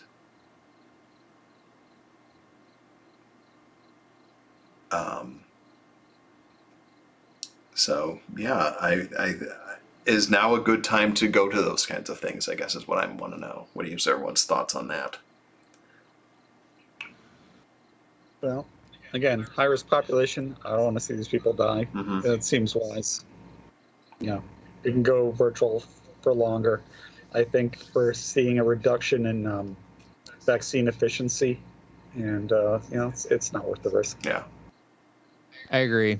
I've got we bought tickets to go see Gary Newman in October, and I think we're probably not going to get to go to see Gary Newman in October, honestly. Yeah, one person gets sick on that tour, the rest of the tour is canceled. Yeah. Yeah, or even beyond that, I'm not going to put myself at risk for for $100 of tickets. I will, because P100 respirator. I'm not going to get COVID through that. Yeah, I guess. I don't know. It's just like it does not feel to me like it is the ideal time to be going to big festivals and events like that. I used to do a lot of work in events for gaming, and so going to PAX and E3 and Comic-Con and all that sort of stuff. And it was, it was always referred to as con SARS or con flu. Yeah. Like you would come home sick every time. Every time you would come home sick. And it would be some sort of gnarly sickness that you would get, some sort of like brewed up cocktail of 3 states worth of flu that you'd catch at once, and you'd just come home and die. And I can't imagine that there's not going to be it's going to be that plus for stuff like this. And everybody's immune system is honestly probably weaker than it was a year and a half ago because people have been isolating so much. Their immune system has actually like probably taken a pretty big hit. I think it's probably wise for them to be canceling this stuff. Yeah. I mean, shockingly, Chicago did Lollapalooza, which is a big moneymaker here. Mm-hmm. Although I would guess that the average age is sub 25, Yeah. Something like that. Yeah. Of course, now it's mostly kids in the hospital. Right. It's true. Yeah. Well, I mean, I believe they required vaccinations except for some people. One of the local health officials here in Chicago made the comment that based on their requirements for vaccination, 90% of attendees would be vaccinated and the other 10 would be tested at the door. And they said if Chicago could attain 90%, then we would have friggin' herd immunity. You're right. Yeah. Which was a good point. I mean, and there's venues here that are debating, and it's a question of whether it's up to the House or to the organizers, promoters, about who's going to decide if you're going to do vaccinated only. And knowing what we know now, is that even enough? Mm-hmm. It's really complicated. Yeah, it's kind of worrisome, and like there's I'm of two minds of the whole thing, because part of me is just kind of like, man, I'm really tired of missing, not being able to go to certain things and stuff like that. And then at the same time, I was just like, well, but safety is also key. What can if I decide to, like, I still, I have tickets to NobCon. I have my hotel reservation for NobCon. At this point, it's like I'm just figuring out what's the most amount of stuff that I can do to make sure I'm safe while I'm there. And I have a feeling that NobCon is not going to be as busy as it has been in the past because of all this. Yep. And that makes me feel a little bit better about that whole thing. And when if I do go, I will be wearing a mask the entire time and keeping social distance and slapping the goo on my hands every chance I get, that kind of thing. Remember, if you want to protect yourself and others from you, then you need an N95. If you want to just protect yourself, a P100. Or your regular cloth mask protects others from you, but it doesn't protect you from others. Mm-hmm. So you'll need the N95 or a P100. Yeah. Yeah, I'm a layer. I'm an N95 with the surgical on top person. Yeah. We have because these masks. N95s are pricey, and so I'd rather there be a buffer of something. Yeah. Yeah, I've only got 3 N95s to last me for the last year. Nice. But I'm generally use the P100 because fuck everybody else. So but as long as I don't get it, then they don't need to be protected from me. Then I'm pretty religious about wearing the P100. Yeah. Yeah, I had We bought masks from a. Oh, go ahead. No, go ahead. We bought masks from a company called Halo, which we've been really happy with. So if anybody's looking for a mask, I would for sure recommend them. They beat the N95 pretty handily in testing, and they're very comfortable to wear. So it's Halo masks. If you Google it, you'll find it. They are not cheap. Yeah. So Halo as in Master Sergeant and those little. But I mean, what are you gonna do with your money if you die? Yeah, right. Exactly. But they're the masks. I can't remember exactly. I want to say the masks are like $40 or $50 a piece, and then you have to put filters in them. And the filters are the filters last for like 40 hours of use, and then you replace the filters, but they're washable, and I don't know, the technology behind them was pretty compelling. The Halo Nice. masks are currently like there are some of them are on sale now for about like $25. Yeah. Oh, nice. I'm seeing That's right good. now. That's a But good deal. without the filters, right? Yeah, it's without the filter. I think they come with a couple of filters, I think, and then you buy packs of filters. But honestly, they have been really good. And if you've got small people, they fit. Like our youngest is 6, and they have a size for kids and everything else. They're good. It says the replaceable Halo Nano filter, good for 200+ hours. Oh, this is more than a week. Yeah. There we go. Yeah, so these might be something I might be picking up for, to make sure that I have a couple of I have about 20 N95 still. Yeah. So These are nice because they keep your glasses from fogging up. That's so they nice have too. a gasket They have the rubber nose gasket, and then they also have the wire, so you can fit it to your nose bridge. And they actually do avoid fogging up your glasses, which is remarkable and nice.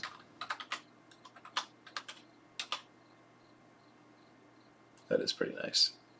But yeah, I think that I think if I do go, I'm going to be taking whatever precautions I can and everything like that.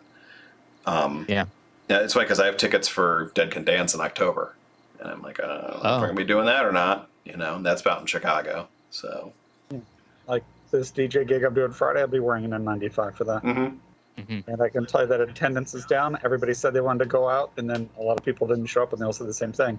Worried about Delta. Yeah. Yep. Well, the good news is people staying away from each other, people staying home, people getting the vaccine, people wearing the masks when they do need to get to one another. Like, that's how we get through it sooner. Yep. And for anybody who refuses to wear a mask, refuses to get a vaccine, whatever, you just hit them with a stick until they comply. A 6-foot-long stick, because we got to remember social distancing. Made of steel. Yes. Until they comply, or they are no longer capable of carrying viral loads. Yeah. I'll be right back. Well, actually, guys, I think there is a surplus of electron handles we could probably use. Entering the flamethrower market, actually. We could fill them up with the batteries and then electrocute them or cause them to burn or catch on fire. Oh, being electrocuted with 5 AA batteries would be the worst. It'd take you a week and a half. I know, right? They'd be so bored after a while. I'm like, can we stop? Yeah. So that is the good news, is that backing off from stuff would at least help. Oh, that's great. Very good. Perfect. Is that your COVID stick? Social This is how I know you got to be 6 feet away from me, and just how far that is. 6 feet is really far, and I figured out that what everybody thinks is 6 feet is really 3 feet, and this is why a lot of men think that they have a foot. But no, 6 feet. That's actually 6 feet, and it's really far away. It is. I mean, it's way past my web camera here. So yeah, it's very far, and this is the stick to beat people with. I love it. I love your 6-foot stick. That's beautiful. It was in an episode of South Park, and then my friend Rachel made this for me as a joke. But yeah, and I did some social distancing with her and my friend Julia, and I was keeping them 6 feet away from me. And as I realized, everybody's doing this wrong. Also, everybody in the store is doing this wrong. Yeah. I love it. Yeah. All right. Well, moving on to happier news. Sensel has made a Max for Live instrument for the Morph called Spectral Shiatsu. Sensel's Spectral Shiatsu, and it's pretty novel, according to our man, Billie Eilish. We want to talk about a little bit about that, Billy? So essentially, the way that I understand this is that you load an audio sample into the instrument, and it takes that audio sample and it maps the entirety of its amplitude or waveform, I guess, over time, and it maps that to a square, and it's kind of like a granular synth or granular sampler that you play by touch, but it has some other wackadoo stuff going on to it. So you can also do things like load JPEG images to it, and it can use that as a sound source. It's weird. So it's like a spectral analyzer in a way. Yes, but essentially one that you're playing via touch, and then it sequences things. So I'm watching it on video. The guy just put a donut on his Sensei Morph, and he's playing so you're basically moving your fingers. If you have like a Sensei Morph, Sensei Morph rather, you're running your fingers along that, and that's playing the various parts of the spectral analyzer. Yes, and so it sort of also seems like it can work like a vocoder, where essentially like you can feed it note data or a MIDI sequence or something like that, and be interacting with it. Some of the results in the video that are in that link are abominable and just like absolutely unlistenable. but when it works well, it works really well, and it's very cool. Mhm. It's it reminded me.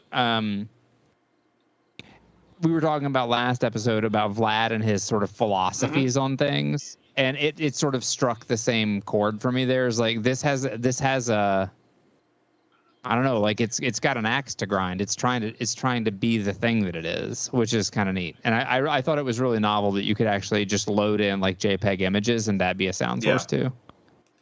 It kind of reminds me a little bit of I'm familiar with the iPad OS sampler, SAMPLR, where it's basically like but not like a spectral waveform, but it's like it's got like the sample waveform there, and you can move your fingers along it and play different parts Sort of of scrub that. through it, yeah. But also play like just so that little single cycle and stuff like that, and make it really. Yep.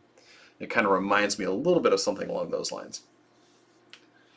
Yeah. I just like the shiatsu element.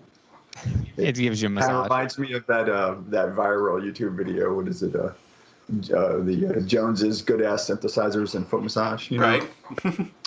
I think I like it. Yeah, it's cool, and I can definitely see like if you have a Morph, then even more so. I remember when I've seen the Morph a couple of times at MoogFest. I remember when they were first working on it and like seeing the prototypes and stuff like that. And I think it's a really interesting interface in that it's just whatever you need it to be. You can just slap your little piece of rubber over it and you've got it. It's kind of slick.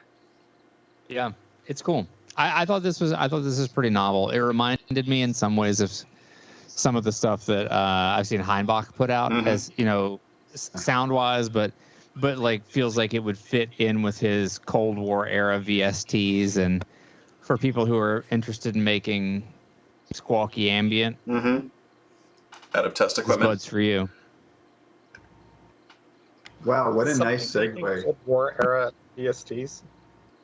Yeah, I know. I love that Heinbach has been working with companies to turn these crazy pieces of test equipment into VSTs. That's amazing. great. Yeah. That's such a nice segue into Look Mom No Computer. I know, right? Who was like the impish Cockney version of Heinbach. Yeah, exactly. So yeah. So Look Mom No Computer, the YouTube crazy man who built an entire pipe organ out of what the hell are those things called? Furbies. Yes. Furbies. And whatever you do, don't look up Long Furby. Or do a Google image search of Long Furby and be disturbed and aroused. Can I just say I love this dude? I love this guy so much. I would love to chill with this guy, have a couple of drinks. I would love to talk to him when he's not on. You know what I mean? Yeah. Like I want to see Have what. you ever seen him? Like he's tired. I would rather talk to him when he's like calmer. Yeah. Have you seen him I straight don't think interview? that exists.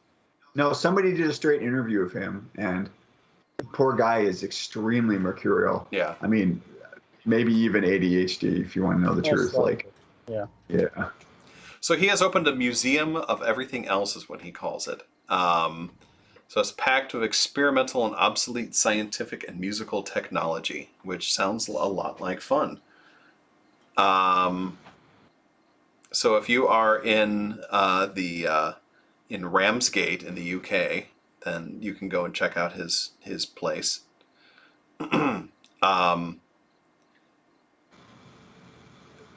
It looks insane, but it's it's about what you expect from Look Mom No Computer, right? Yes. it's great. So he has a 1,000 oscillator mega drone. Yes. Kilodrone. Is The an kilodrone. expansion of based on a 100 oscillator drone that he made, which sounds like a swarm of bees. And it turns out if you go past that, it sounds like noise. Mhm. So you have to tune it differently so it doesn't just become white noise. But still, it's there. You can see it. You can touch it. You can sample it All too. kinds of weird stuff. Yep. I'll tell you, if you look at the video of he did of this one, I mean, you normally cannot see just how vast the space he is actually in is. It's big. Yeah. Because he usually does fairly tight, sort of, in one room or another. And it's pretty crazy.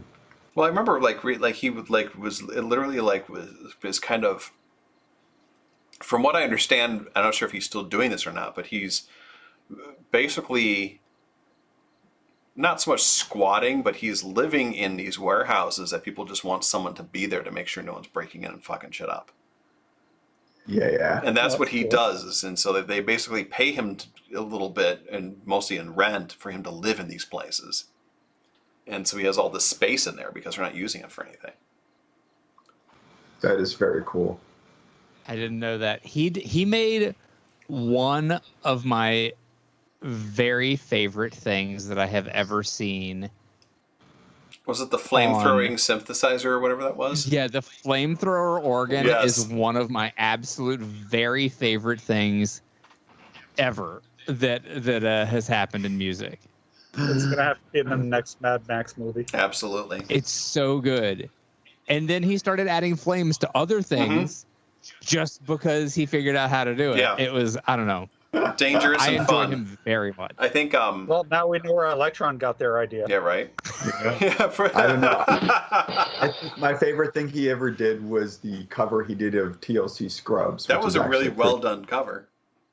Yeah. No scrubs. His yeah. music is very good. Like when he every time he plays a song, he recently did a song where he had this like giant synthesizer precariously standing on this the X-frame synth stand, and it looked Yep. like it was like made out of toothpicks.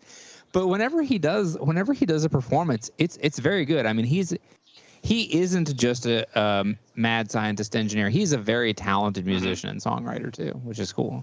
Totally. I remember when he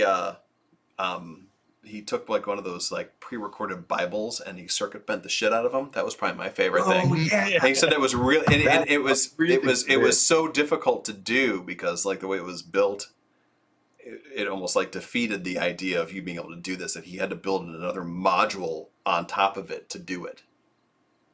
Huh. Yeah, he built like a test harness to connect it. It was just pretty wild.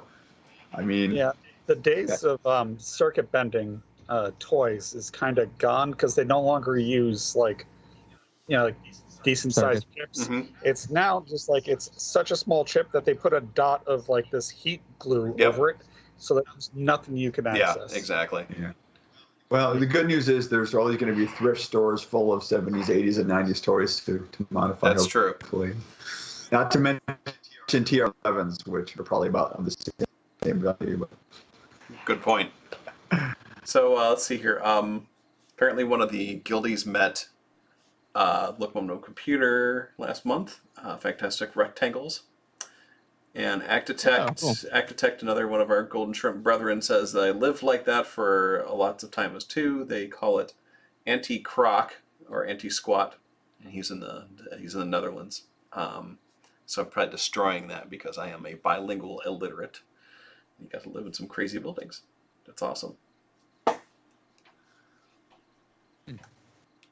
So yeah, if you're in the UK, go check out his museum. This next piece came down. They found it. This was originally found out about last year, but now they just finally got their fines in place. So Yamaha, Roland, Fender, Thomann, and Music Store out in all the European just got fined a total of 21 million euros for price fixing. So this was a thing that broke last year. That the German Federal Cartel Office found, and they just did the fine. They found like 13 instances between 2014 and 2018 of price fixing with Thomann and Music Store. So they were doing things like worsening the terms and conditions if the stores didn't comply, or suspending their supply, that kind of thing. And they were like just price fixing shit left and right. This is Yeah. in the camera industry as well. Canon and Nikon, it's all price fixed. Yeah. yeah. It's probably most industries, to be honest, especially things that are distributed in retail, and places do it with like weird mechanics that sometimes can get around it, where they'll refuse to take and refurbish returns. And so if you get a return, you're just like out of luck. And there's all kinds of weird ways, but it's dirty. It really is. Yeah, I think that's shitty. And I mean, that sounds like a pretty lofty fine there. Hopefully that'll scare them straight. But That's the kind of fine that means it. But last year, like Korg and Roland and they got busted for like 5.75 million pounds for breaking retail competition laws and price fixing there too. Crazy. So you got to watch Europe, man, because the EU is so much more heavily regulated than the US or Canada. Yeah. So it's just kind of shady shit in a way, and I know a lot of companies price fix the fuck out of things and stuff like that, but still, it's just kind of like, man. You know what's really funny is how these companies operate. Like, and I don't want to pick on Sweetwater. I like Sweetwater, but you know, they bought a bunch of other companies. I think didn't they buy Kraft Music and ZZ Sounds? And they own like all the things. I think ZZ Sounds is still its own thing. Sounds is something. Musician's Friend is owned by Guitar Center. Yeah, and what's weird is that they also have this handle on, I think it's Reverb, where it's like they're actually Sweetwater, but they have a totally different name. It's called like Gear Outlet something or something, but it's actually Sweetwater, and you can tell because the same information comes through. So they'll be like, you know, you look, they're like based in Fort Wayne, Indiana, but then they also have 6 left in stock, just like the Sweetwater site. And I mean. Look, I get it. Maybe they don't want to appear to be competing with themselves, and Reverb is kind of a weird place. I get it, but what's cool is I feel very free market-ish about Reverb because a lot of these companies will sell. I mean, for example, the OV6, which I've been window shopping for, I could pick it up for $2,900 brand new in one of these stores on Reverb, and then Sweetwater's still selling it for $39.99 or something. So, like, you know, that's what it's about. Who bought Harmony Central? That also got bought out by somebody. I think Harmony Central got bought up by Sweetwater. Okay. Yeah, I think as far as like the independent ones that are still left, I know Zounds is obviously Perfect Circuit, and I think Three Wave American Musical Supply I think is still independent. Chuck Levins is one here that's fairly big too. What about Sam Ash? They're still their own. Yeah, Some Ass is still independent. For whatever that's worth. I mean, the one Some Ass here in Cleveland is just like, it's so depressing to walk into. Especially if you're a synth geek, because their synthesizer section is a display case with like a micro Korg. It's funny because they did the one in what is it, Mayfield Village? Yep. They used to have it. They had a guy there that was pretty cool. They had a great selection there back in the day. They did. I bought my Slim Fatty there, which I still own. I bought my my KS4 and my K Station there. I bought my AX7 guitar, of course. There. Yeah, I bought about half of my gear at Sanish. Yeah. So I bought like a number of pieces. Great selections and occasionally good offers, especially when something was getting blown out. So yeah, price fixing bad. Okay, doesn't help anybody. Okay. Yeah. Okay. More news from Roland, or I should say Boss. They just announced the RC505 Mark II loop station. I had no idea anything like this existed until I started watching people stream. And then I see all these types of stuff, a bunch of my streaming buddies use these things like crazy. Some of my favorite streamers, like the Bard herself, uses this thing all the time on her vocals and stuff like that. And I had no idea what this was capable of until I saw her use it. Yeah, exactly. So yeah, Graceful Bard uses this thing. I know. And so after I saw her use it, like I was blown away. It's like, now I want one.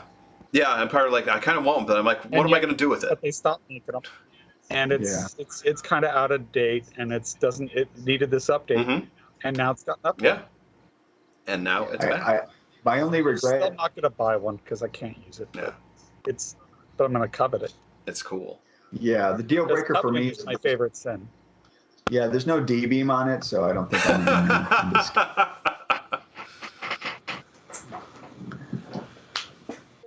Wait, does the 505 have a D-beam? Man, everything Roland made pretty much other than their electric penny whistle between like 2002 and 2010, I think had a D-beam. Does ZenCloud have a D-beam? No, I'm afraid not. Oh, I was hoping they'd make it subscription-based.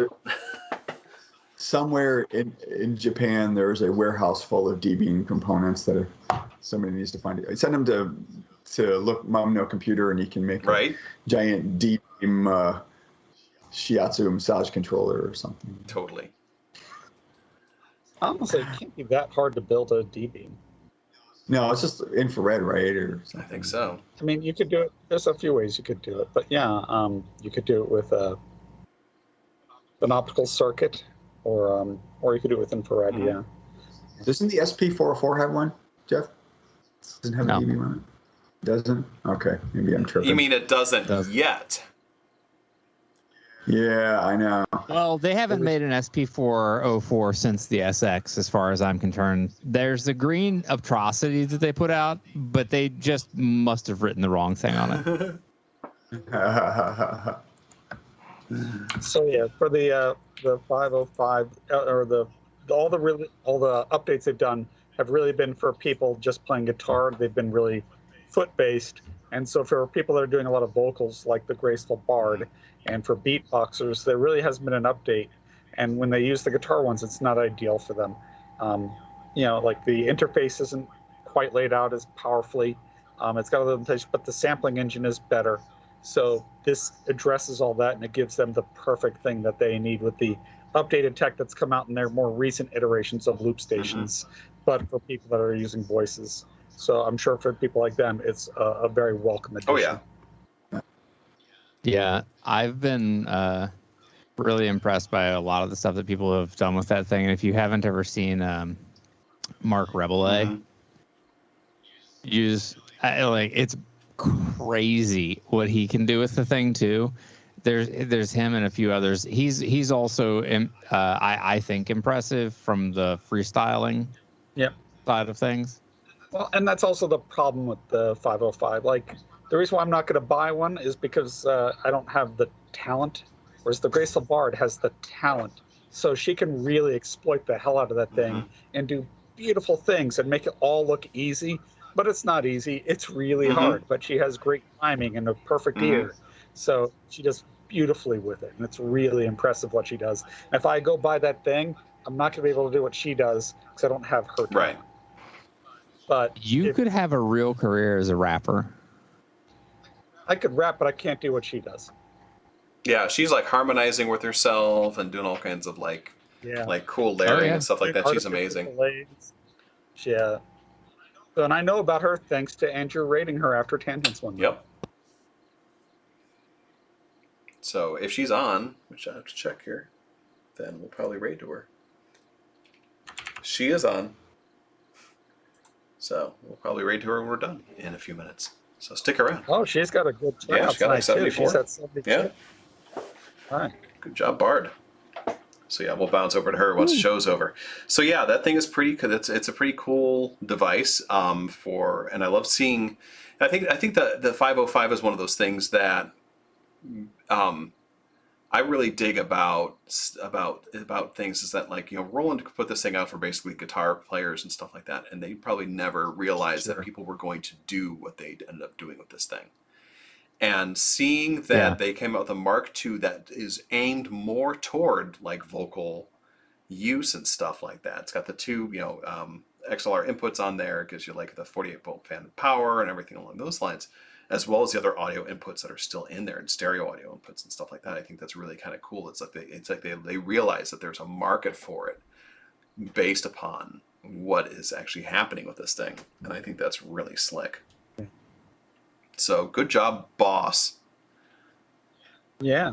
Giving people what they want instead of dictating. I know, right? They should tell the parent company about that. How un-Roland about that. Andrew, did you just say that you liked Roland? No, I said boss. No, Boss. Not the same thing. Sorry, I know. I had to say something. Is Boss's stuff on ZenCloud? Do I got to pay a subscription to use this at 505? Oh my You got to God. put a quarter in every time you stomp Yeah, a pedal. right. I Yeah. just hope it's only- not built like the garbage era stuff that they put out. Yeah. Or most of The Aries? most of Roland's stuff feels like it's breakable garbage. It really Which does. is- I used the System 1, Mhm. and I couldn't believe how flimsy it Yeah. felt. Yeah, And a lot of it does. And I know it has a good synth engine if you dive into it, and I just couldn't get there. And I just kept thinking, no, this is a cheap piece of crap, because it felt like a cheap piece of crap. So I didn't modulate it enough to like work out the nuance to make it sound fatter. I just felt like, Yeah. nope, this is shit, and it's never going to do anything good. And I've heard other people do good things with it because they don't know any better. They don't know how bad their things feels because they've never played a nice synth. But yeah, it feels terrible. Well, And it's very funny because that's true across most of their stuff.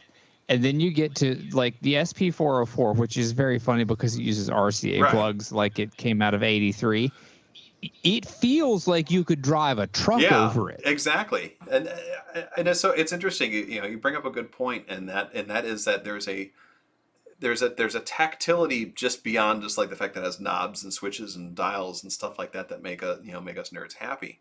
There's also a feeling that when you pick it up, that it feels solid. You Yeah. know, like if I pick up like the TR8S that I have, or not the TR8S, what the fuck I have, the TB3. Yeah.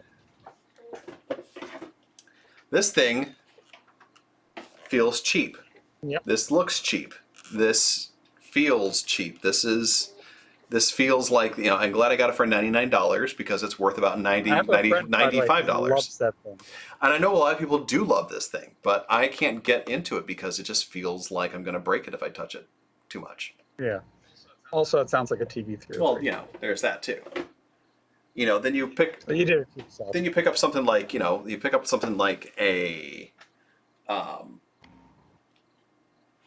I'm just looking behind me here because I'm not sure what the hell I'm going to like. I'll just contrast. When I was at the Vintage Synthesizer Museum, I keep talking about this experience where I played a Jupiter 8 that was on top of a Prophet 5, and it was like the Cadillacs of synths. It was just amazing, and you felt it instantly, like, oh my God, this is perfect. It was just such a wonderful experience, and I can't. And a lot of people like weighted keys, and I can't stand them. I want synth action keys. Same. But still, these felt perfect in a way that, and it's got to be like people that are really into piano action when they play synth action. That contrast is what the System 1 felt like to me compared to any other synth that I own. And I own Roland modules. I don't own any Roland keyboards. Well, I don't remember the XP50 feeling bad, but I don't know. Well, the Alpha Juno the 1, it feels like a decent synth. Like it's hefty. Yeah. It's and that's the only Roland synth that I really have laying around here, is that one. It feels hefty. It feels like it's the keyboard synth action, which I'm perfectly fine with. And it feels like it feels like you can hurt a fucker with it. Yeah. I will say the System 8, just due to its being larger as a format, is better than the System 1. I believe it. Yeah, I mean, I had the System 1M because I felt the same way you did. I ended up selling it, but it can make some cool sounds. And the M was cool because you could also do some sort of modular stuff, you could use, which was kind of cool. Again, I think it's probably not a bad engine. I think it has a lot of depth that you can get into it. I think it probably helps a lot if you're using a computer editor, which I did not have access to during the few minutes that I got to play with the System 1M or System 1. But I do know that I'd seen Starsky Carr talk about he had a System 8 for a while, and it was compared to his other synths, and he wouldn't have given it a reasonable review if it was as bad as the System 1 was. But yeah. Yeah. But yeah, the tactile experience, it does matter. And he said the reason why he was choosing the other synth was because of its tactile experience. And I hate to say it, but Just had a feeling to it, and also the looks matter.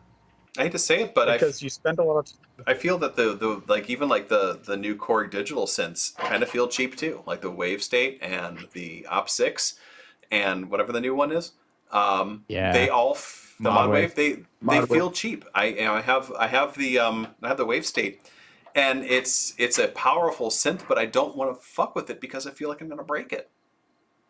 Same with the Op 6. I was a little taken aback when I pulled it out of the box, honestly. Like it sounds so good, the interface on the Op 6, that I'm kind of willing to like hang with it, but it isn't a good feeling device, and I would not feel comfortable taking it gigging. Yeah, exactly. Well, it would be easier for you to carry it to your gig. Yeah. It would be, I could carry You could fold it in half. all three of them under each arm, and the only challenge would be reaching around them because they're kind of tall. Like they weigh like 3 pounds each. Yeah. There's just nothing there. It's just like a DSP chip inside of a plastic case. Yeah. Right. So this won't be a complete tangent, so we don't mention it. What is the weight compared to the Deluge? Exactly. Definitely less. The Deluge. So the Deluge feels. I mean, the Deluge feels like it. You can fuck a bitch up with it. Yep. It does. Does the Deluge weigh more than the Op 6? Yes. I'm gonna do a really scientific test. I got the Deluge right now. There Let me you go go. pick up the Op.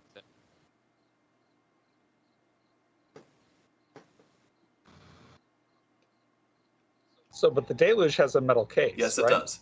And wood It's end cheeks. close. I don't know how you made it look bigger than a quarter, because I know it's really small.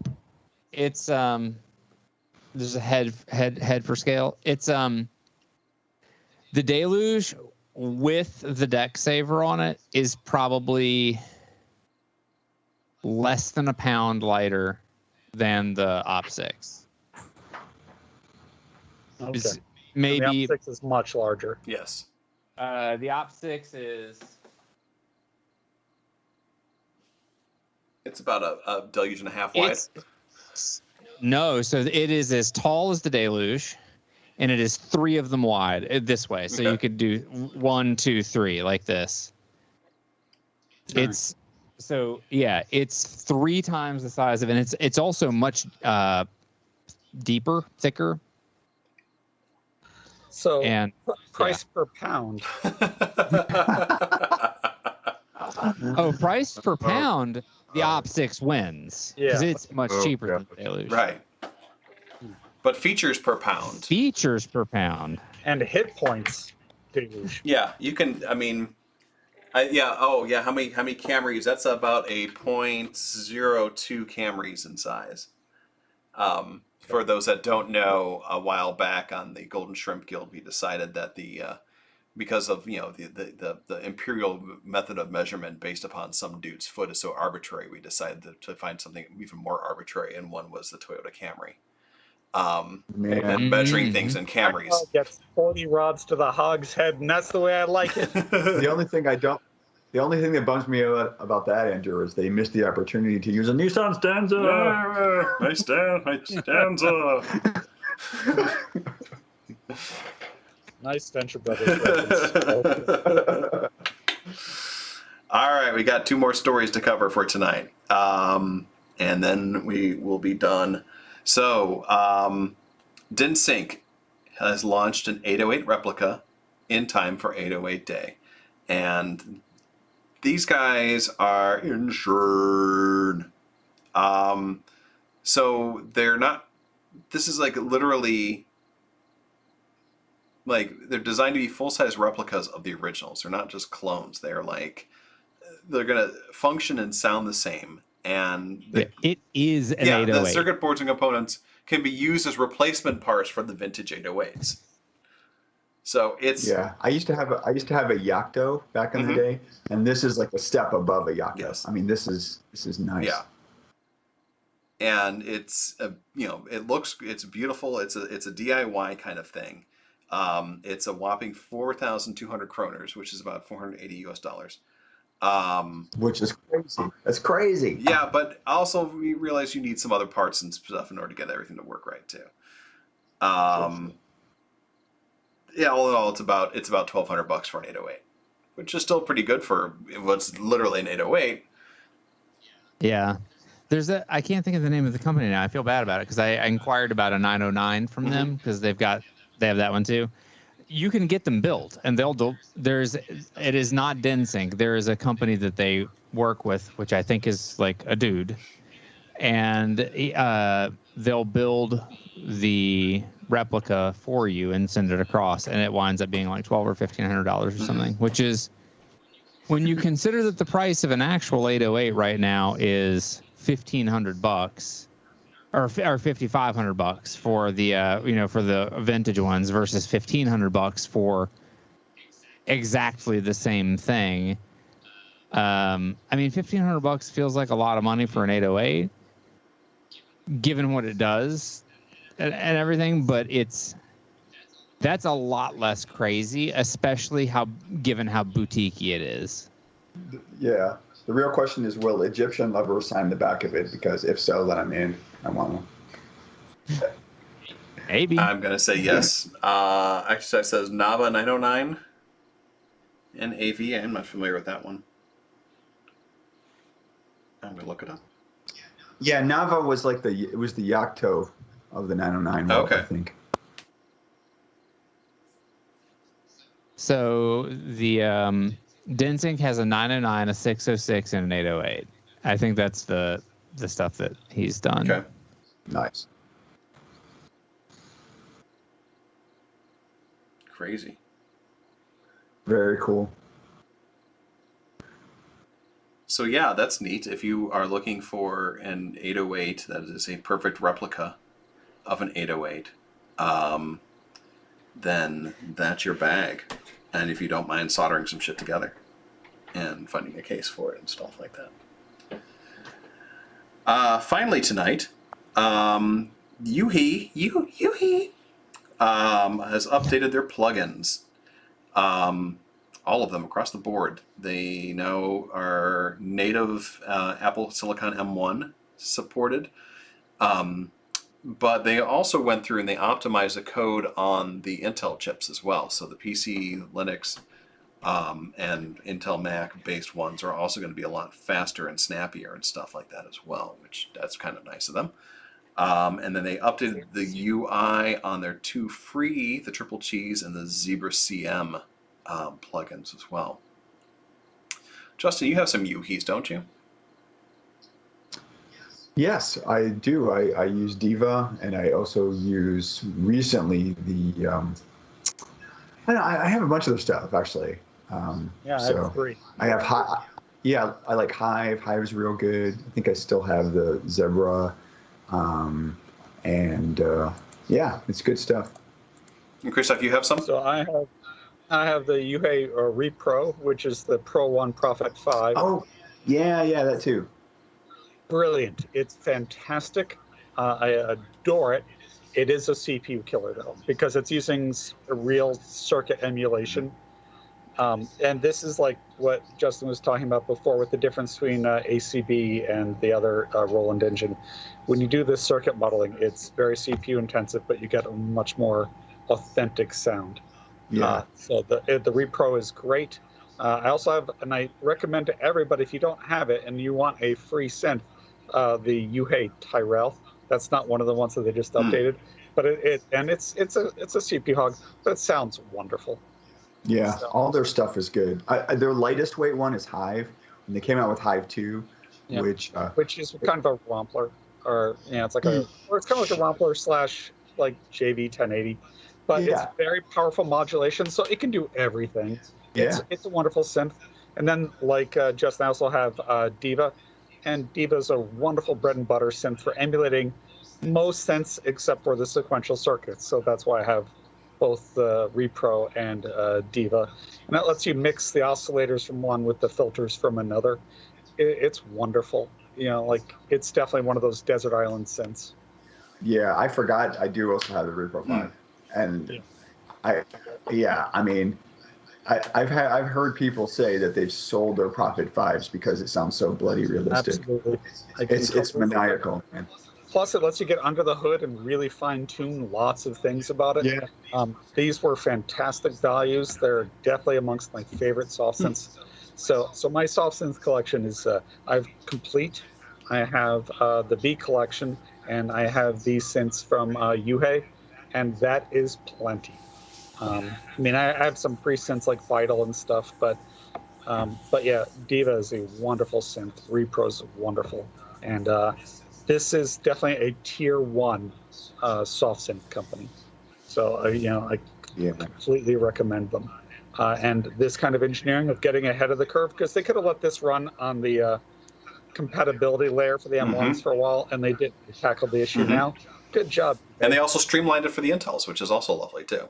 So yeah, I know. So those CPU hogs might be a little bit better now. Yeah, that'd be really nice. Sure.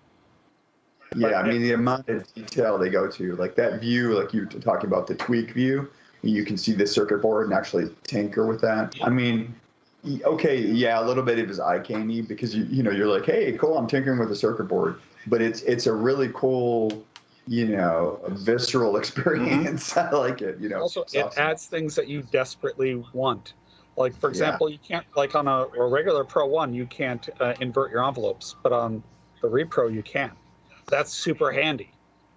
So, so it's got that. Also, you can do the fine tuning to make it kind of like when to go a little bit out of tune, or so the different oscillators, like in the Prophet 5, the oscillators won't always because the voices aren't always going to be exact. Or neither will the filter, so you can do these micro alterations to make it fatter, and you can really control all that. And a lot of people will never get in there. Like Jeff just sent me this video of Noel Gallagher ranting on about how much he loves V Collection, and he doesn't program worth a shit. He just uses presets. He loves presets, and there's a ton of synth people like that. But for other people that want to dive under, it's all there for us if we want to. So that's great. Lovely. Yeah, it's a great product. And sometimes the skeuomorphic thing, it does work well in that kind of thing and stuff like the getting into the circuit board and everything like that. So hats off to that. Yeah. So, I mean, I know it didn't make it in this news cycle, but I will mention it I just noticed today preparing that they released or are releasing a sort of MIDI controller just for Repro 1. He's making a hardware one, and so it's funny because there was